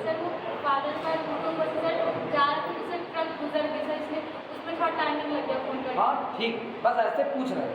जैसे ये होता है ना, आप आराम से ना, जैसे ये होता है कि मतलब आप आए, देर से आए, या तो क्लास नहीं पता रही या कोई और दिक्कत हो गई, बस उसके लिए पूछ रहे हैं, और बाकी थोड़ी। रेगुलर क्लास चलेगी तो तुमको खुद ही रेगुलर होना पड़ेगा, अदरवाइज छूट जाएगा तो समझ नहीं आएगा। अभी टेंशन ना लो, जो छूटा उसकी टेंशन ना लो। या देखो यहाँ लगाई है ना, ये अरे उनको मत देखो, ये इनको ये लगा, हाँ बस वही उतना तुमको मिल जाएगा। घबराओ मत इतना, लोग कहीं से घबरा जाते हैं, वो भी मेरे से पूछने पर घबरा जाते हैं। सुनो, there are always certain limitations on the use of resources. ठीक, अभी एग्जांपल यही चल रहा था कि आप बैल मान के लाओ, 3 घंटा आप उसको नहीं नाप सकते हो, वो ठीक है, तुम्हारे पास खेत जोतने का मैक्सिमम टाइम कितने घंटे का है? 3 घंटे का। लेकिन आप जो ये टाइम इस्तेमाल करोगे, अगर बैल बहुत मजबूत है तो 3 घंटा चल सकता है, लेकिन अगर नहीं मजबूत है तो 3 घंटे से कम चलेगा। तो इसका मतलब लिमिटेशंस हो गई आइदर लेस देन 3 और इक्वल टू 3, इससे ज़्यादा नहीं हो सकता। आप एक मशीन पर काम कर रहे हो, लेकिन आपको कह दिया गया वाला मशीन आपको दी जा रही है, लेकिन ये मशीन 14 घंटे से ज़्यादा काम नहीं कर सकती है, रोक लगा दिया। तो अगर मशीन 14 घंटे से ज़्यादा काम नहीं करेगी तो total availability of time either less than और इक्वल टू 40। या तो आप 14 घंटे से कम मशीन पर वक्त बिताओ, और या तो आप 14 घंटे के बराबर, लेकिन ज़्यादा नहीं कर सकते हो। रोक लग गई कि नहीं? अच्छा, जो आपका कमिटमेंट है उस पर रोक लग जाए। कल की ही बात, जैसे कहे मार्केट में तुमको सामान उतारना है, मार्केट कहे कि अगर आप 15 यूनिट से कम बनाते हो तो सप्लाई नहीं दे सकते हो, 14 यूनिट बनाओगे सप्लाई नहीं दे पाओगे। रोक लग गई कि नहीं? मिनिमम कई यूनिट बनानी पड़ेगी? 15 यूनिट। तो या तो आप 15 यूनिट से ज़्यादा बनाओ और या तो आप 15 यूनिट बनाओ, तभी आप सप्लाई दे पाओगे, अदरवाइज सप्लाई नहीं दे। मान लो मेरी कंपनी है, मुझसे कोई पूछता है भैया ये बताओ तुम्हारे पास वाला चीज़ का ऑर्डर देने आए हैं, ब्रेड वेड बनाते हैं, ठीक है, बेकरी है अपनी, ठीक, आगे ना आप देखो प्रोफेशन बदलते रहेंगे। बेकरी है, हम ब्रेड बनाते हैं, वो आया मेरे पास नान खटाई बिस्किट के लिए, हाँ हाँ मुझे नान खटाई खानी है, देख घूमते हैं, वैसा ही मांग लिया मुझसे, तो वो मुझसे पूछेगा, कहेगा कितनी नान खटाई बना करके दे सकते हो। हम उससे कहेंगे तुम्हारी रिक्वायरमेंट कितनी है। मान लो उसके यहाँ कोई प्रयोजन पड़ा हुआ है, लोग आ रहे हैं, बहुत ज़्यादा चाहिए, तो वो कहा कल सुबह 9 बजे तक, कि आपने लोग फेयरवेल पार्टी देते हो तो अक्सर ऐसा होता है, जाते हैं वहाँ ऑर्डर देने तो पूछते हैं कितने बजे तक चाहिए। अगर तुम करो कल सुबह 9 बजे तक मुझको 150 नान खटाई चाहिए और हम 150 नहीं बना सकते हैं, हम कहें यार 140 बना लेंगे, 10 कहीं और से खरीद देना, तो बहुत मैक्सिमम पॉसिबिलिटी है कि तुम मुझको ऑर्डर नहीं दोगे, क्योंकि कमिटमेंट कितने का हो रहा है, 150 का। सुबह सुबह 10 किसी और के यहाँ खोजने कैसे जाओगे, और किसी और के यहाँ खोजने जाओगे, उसका मेरा टेस्ट का डिफरेंस है तो भी बदनामी हो गई। तो इसका मतलब मिनिमम ऑर्डर कमिटमेंट आपका कितना हो जाएगा, 150। क्या सोच के बोलेंगे 15 लिखे तो 0 करना, शॉर्ट बचा रहे थे, 150 ऑर्डर का कमिटमेंट है अपना, या तो इससे ज़्यादा सप्लाई कर दें और या तो इतनी करें। लेकिन अगर हम कह रहे हैं हम 140 ही सप्लाई कर सकते हैं तो ऑर्डर नहीं मिल रहा, रोक लग गई कि नहीं लग गई। इसको बोलते हैं ना मिनिमम कमिटमेंट कांस्टेंट। आपका कमिटमेंट कितना है, हम तुमको कमिटेड हो जाएं कि परेशान ना हो, तुम्हारा जो कोर्स है इस कोर्स में तुम्हारा मैक्सिमम मान लो 15 चैप्टर का है पूरा, मान लो है नहीं 15 चैप्टर, हम एक बात करें 15 चैप्टर हम कहें परेशान ना हो, तुम्हारा हम मिनिमम 20 चैप्टर तो खत्म, 15 का 20 कैसे खत्म करेंगे, 15 के 12 चैप्टर हम खत्म कर देंगे। 30, अब सोचो कितने बचे, 3 बच गए कि नहीं बच गए। वो जो 3 बच गए इस पे समझौता हो सकता है, लोग कहें कि अरे यार 3 ही तो छूट रहे हैं, चलो ठीक है दे। मिनिमम कमिटमेंट कितने का हुआ, 12 चैप्टर का। लेकिन अगर हम तुमसे कहें तुम्हारे 5 ही चैप्टर खत्म करेंगे, बाकी नहीं खत्म कर पाएंगे, तो क्या कोई मुझसे पढ़ने आएगा, कभी नहीं पढ़ने आएगा। कहोगे इनकी क्लास में बैठे तो टाइम खोटा हो रहा है। तो इसका मतलब मिनिमम ऑर्डर कमिटमेंट आपका ऐसा होता है कि आप उससे कम नहीं आ सकते हो, या तो उतना दोगे और या तो उससे ज़्यादा दोगे। और मैक्सिमम अवेलेबिलिटी कांस्टेंट, कि आप मैक्सिमम कितने टाइम तक के लिए आपके पास मशीनरी अवेलेबल है। जैसे हम तुम्हारे पास मैक्सिमम कितने टाइम तक के लिए अवेलेबल है, 10, 20 से 11, 40, बहुत ज़्यादा हो जाएगा 12 चला जाएगा, और ज़्यादा होगा 12, 15 चला जाएगा, इससे ऊपर तो नहीं जाएगा। मतलब 12, 15 पे मुझको छोड़ देनी पड़ेगी क्लास को, क्योंकि यहाँ पहले वाले आ जाएंगे, पहले सेमेस्टर वाले। तो मैक्सिमम अवेलेबिलिटी यही इतने घंटे की होती है, इसको बोलते हैं मैक्सिमम अवेलेबिलिटी कांस्टेंट। तो ये आपकी अवेलेबिलिटी कांस्टेंट है। जो अगला वाला बोलते हैं वो आपका कमिटमेंट कांस्टेंट है। ऐसे अलग अलग नाम पे आएगा। हम कहें हम तुमको काम करने के लिए 18 मजदूर देंगे, क्या करें 18 मजदूर काम करने के लिए देंगे, तो अब तुम्हारे ऊपर डिपेंड करता है, या तो तुम 18 के 18 मजदूर मेरे से ले लो और या तो 18 से कम लो, ज़्यादा तो नहीं पाओगे ना। तो इसका मतलब टोटल जो आपके पास मैन पावर अवेलेबिलिटी है वो भी कितनी है, 18।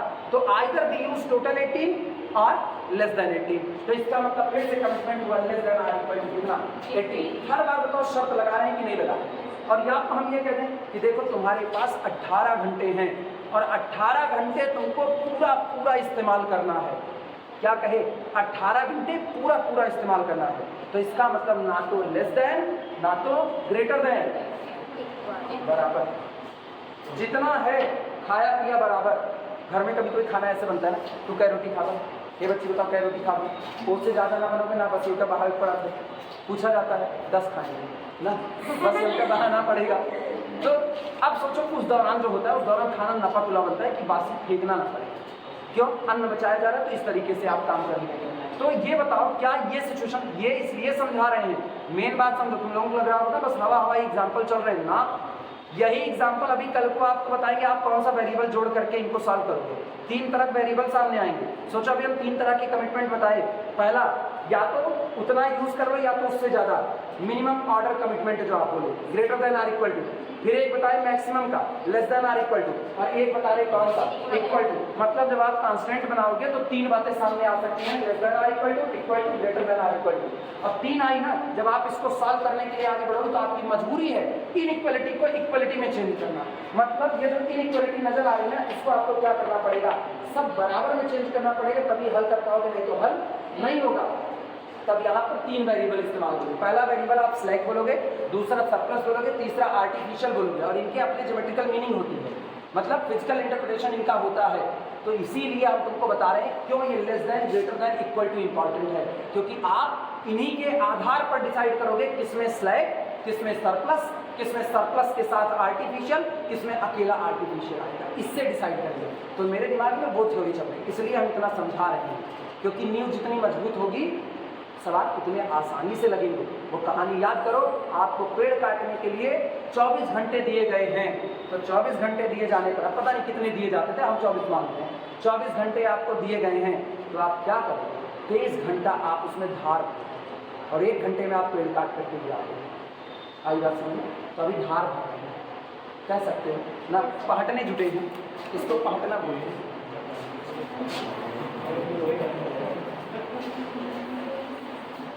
हाँ, चलो लिखने की शुरुआत करो।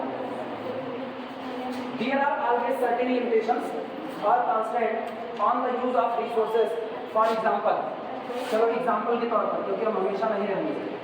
फॉर एग्जाम्पल, इसलिए हम एग्जाम्पल यहाँ पर बता दें कैसे कैसे आप रिसोर्सेज का। लेबर एक लिमिट के बाद नहीं यूज़ कर सकते हो, तुम्हारे पास रुपये उतना नहीं, एक दिन में 3000 रुपये दिहाड़ी देने का है तुम्हारे पास, बस 3000 से ज़्यादा दिहाड़ी नहीं दे सकते हो, तो क्या चौराहे पर से 12 मजदूर बटोर के लाओगे?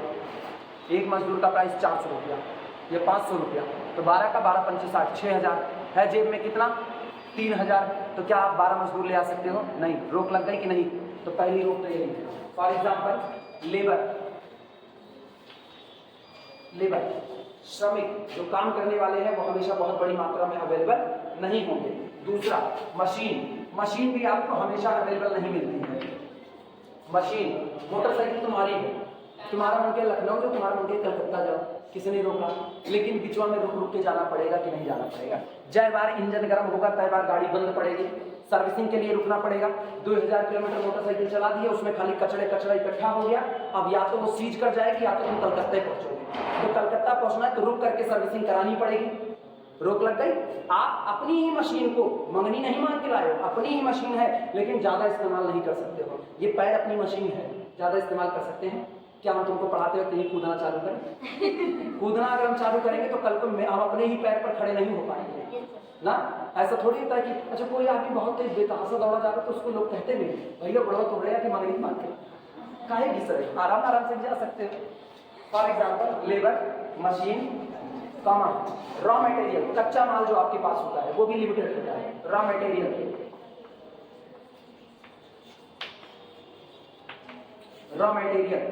कॉमन, स्पेस, जगह हमेशा आपके पास लिमिटेड होती है। बड़ा अच्छा एग्जाम्पल है, स्पेस हमेशा आपके पास लिमिटेड होता है। अभी 12-15 भगा दिए जाओगे तुम लोग, 12-15 पे तुम लोग अभी भगा दिए जाओगे, बात पता है ना।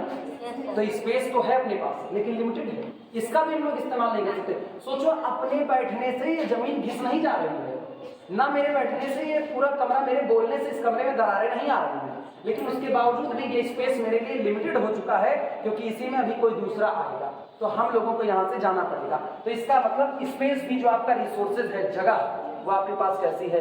लिमिटेड है। ये झोला जो तुम लोग लेकर के आते हो, स्पेस लिमिटेड है, ज्यादा किताब नहीं ला सकते, खिला सकते हो। रोक लग गया, हाँ झोला नहीं लाते, अरे बैग ना, उल्लू कर रही हो तुम लोग ना। स्पेस, मनी, रुपया भी, अंबानी का बेटा कोई नहीं पैदा होता, एक्सेट्रा, ये सब मनी भी लिमिटेड होती है, अनलिमिटेड है। जाओ बैंक में डकैती मारो,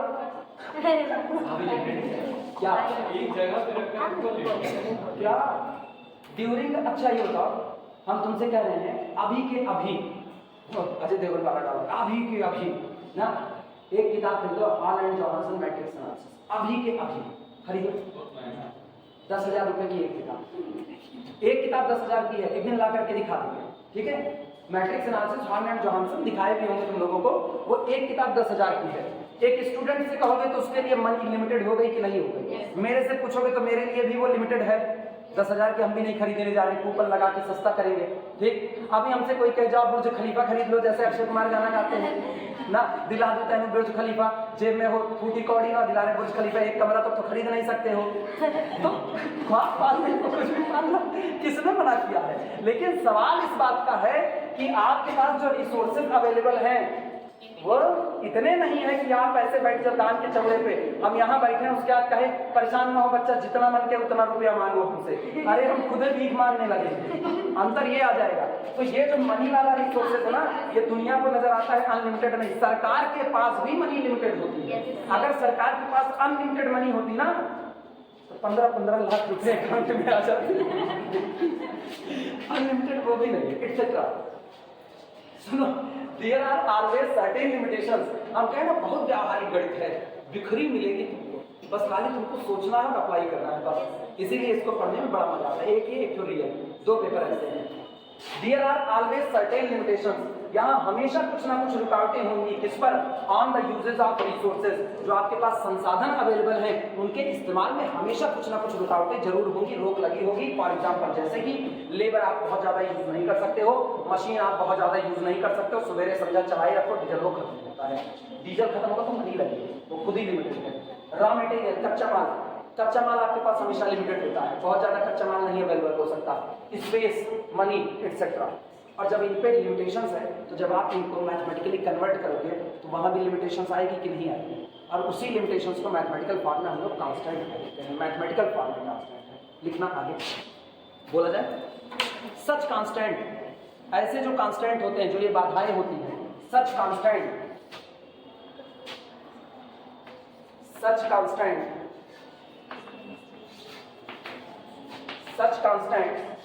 must be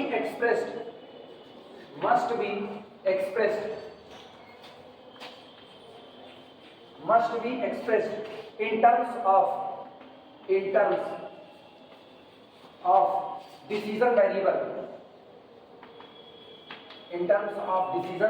variables,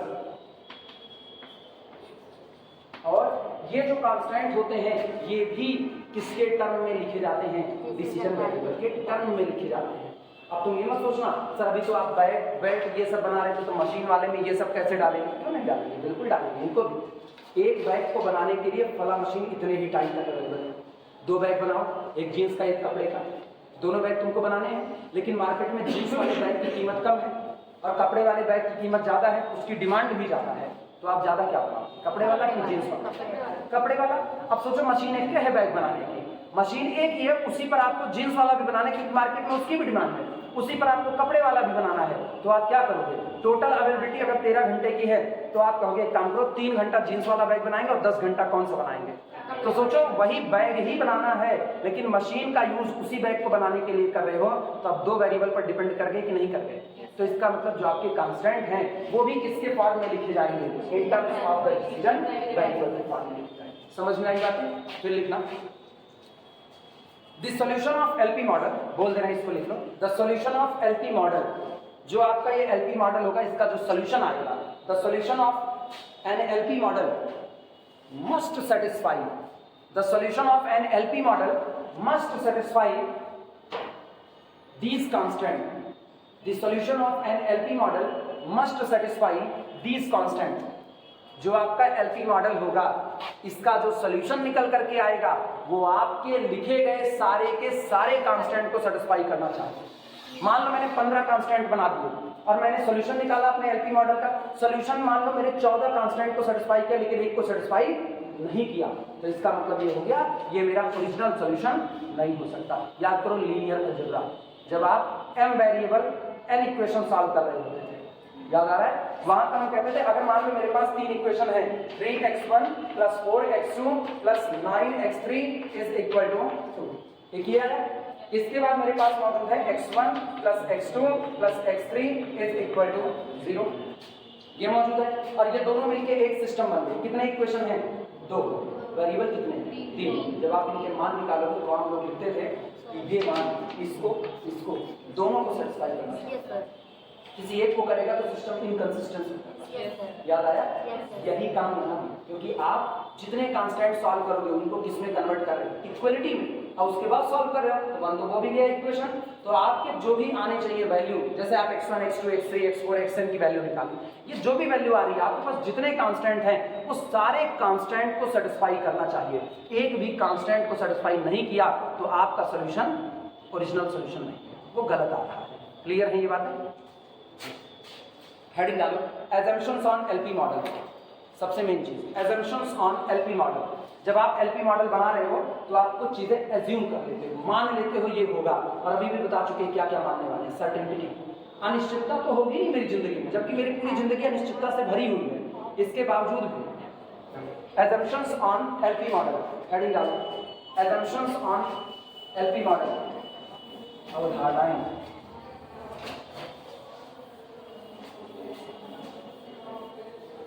LP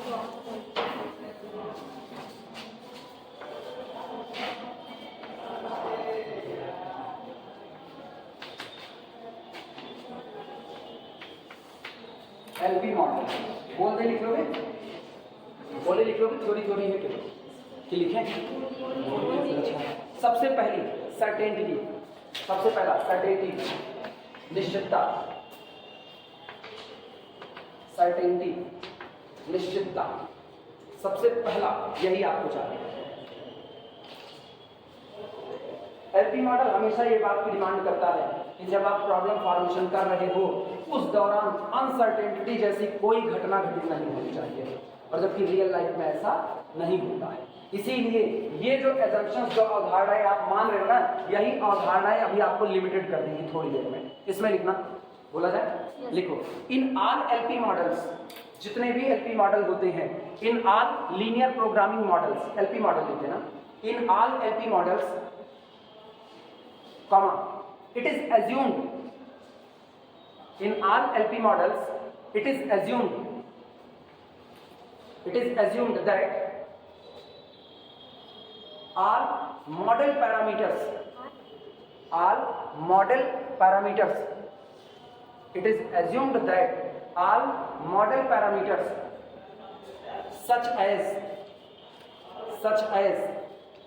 availability of resources,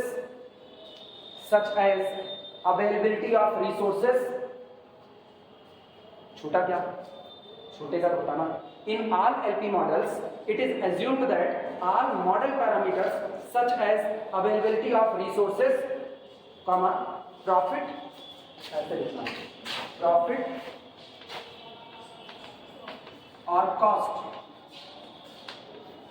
bracket close, profit और कॉस्ट, कंट्रीब्यूशन, प्रॉफिट और कॉस्ट कंट्रीब्यूशन, प्रॉफिट लिख लो तो फिर समझा रहे हैं कहीं क्या रहे हैं, प्रॉफिट और cost contribution of a unit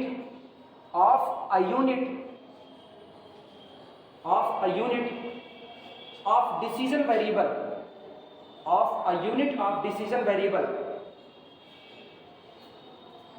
of a unit of decision variable and consumptions, खर्च जितना हो रहा है, कंजप्शंस, स्पेलिंग बोले,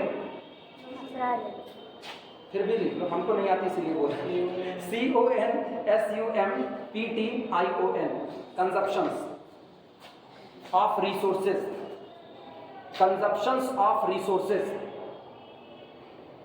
by consumptions of resources by BY, consumptions of resources by a unit of decision variable, by a unit of decision variable, by a unit of decision variable must be known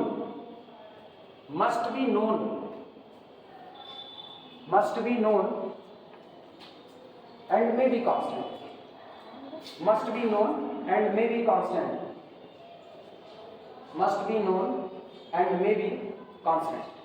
लिख ली, अब इसका मतलब समझो, अपनी अपनी copy में देखते रहो जो लिखा गया है, सर्टेनिटी, इन ऑल एलपी मॉडल, जितने भी आप एलपी मॉडल बनाएंगे उन सभी में ये बात है, इट इज अज्यूम्ड, ये बात मान ली जाती है, दैट ऑल मॉडल पैरामीटर, आपके जितने मॉडल पैरामीटर्स होते हैं, सच एज, जैसे कि रिसोर्सेज किस मात्रा में अवेलेबल है, एक यूनिट जो आपका मिल रहा है वो एक यूनिट आपको कितना फायदा कमा रहा है, ठीक, और या एक यूनिट की खपत कितनी है, वो सारी आपको बातें पता होनी चाहिए, निश्चित पता होनी चाहिए, और हो सके तो कांस्टेंट होनी चाहिए। एग्जाम्पल के तौर पर हम तुमको ये कहें, अभी हम फिर इसको समझा रहे हैं बोल करके, पहले तो इसको समझ लो अपने व्यावहारिक ज्ञान पर।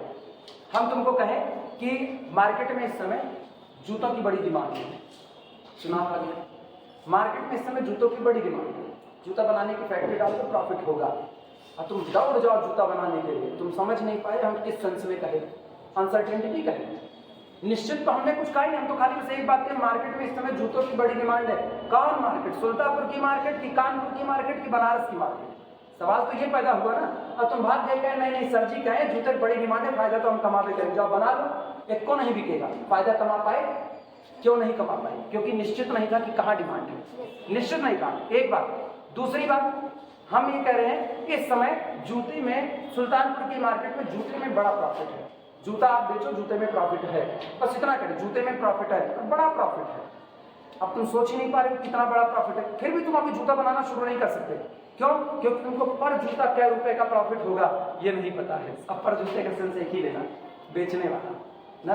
कई लोग सोचते हैं मार खाने वाला भी सेंस ले लेते हैं, वो सेंस मत लेना, वो गलत सेंस है ना। तो व्यावहारिक ज्ञान जो दिया जा रहा है उतना समझना।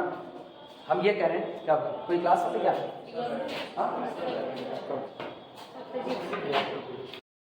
11:40 बहुत हम छोड़ देंगे, बात खत्म। 11:40 पहुंचना नहीं करेंगे तो आप छोड़ेंगे। सुनो, तो ये चीज में जो अभी लिखा गया वो ये लिखा गया कि आपका जो प्रॉफिट कंट्रीब्यूशन हो रहा है वो आपको शुद्ध तौर पर पता होना चाहिए क्या रुपए का प्रॉफिट है, कितनी यूनिट खर्चा होगी वो भी आपको शुद्ध तौर पर पता होनी चाहिए। अगर आपको नहीं पता है तो आप कोई काम की शुरुआत नहीं करोगे। हम कहेंगे ये काम करो इसमें बड़ा फायदा है, तुम पता ही नहीं। मेरे लिए 10 रुपए का फायदा बहुत बड़ा है, तुम्हारे लिए 100 रुपए का फायदा भी मट्टी है, तो क्या तुम्हारे लिए 10 रुपए का फायदा बड़ी बात होगी? जैसा हमके मेरे लिए 5000 का फोन बहुत बड़ी बात है, बतिया में नोकिया 1600 बहुत बड़ी बात है, लेकिन कई लोगों के नहीं हमको आईफोन चाहिए, शीशम देख के फोटो खींचेंगे अक्ल दिखाई देना चाहिए। अंतर आया कि नहीं आया? तो ये प्रोस्पेक्टस ये डिपेंड करा ना कि परिस्थितियां किसकी बन रही हैं। इसीलिए कहा जाता है कि आपको सर्टेनिटी निश्चित होना चाहिए पर यूनिट क्या रुपए का फायदा होगा या पर यूनिट कितने रुपए का खर्च आएगा, ये बात आपको 100% पता होनी चाहिए, अदरवाइज कोई काम की शुरुआत नहीं करेगा। तो पहली डिमांड आपकी यही थी, सर्टेनिटी। ठीक, बाकी बातें हम लोग फिर करेंगे, इसी पर रोक दो इसको। हाँ, इसी पर रोक दो, बाकी बातें हम लोग कल करेंगे। ठीक।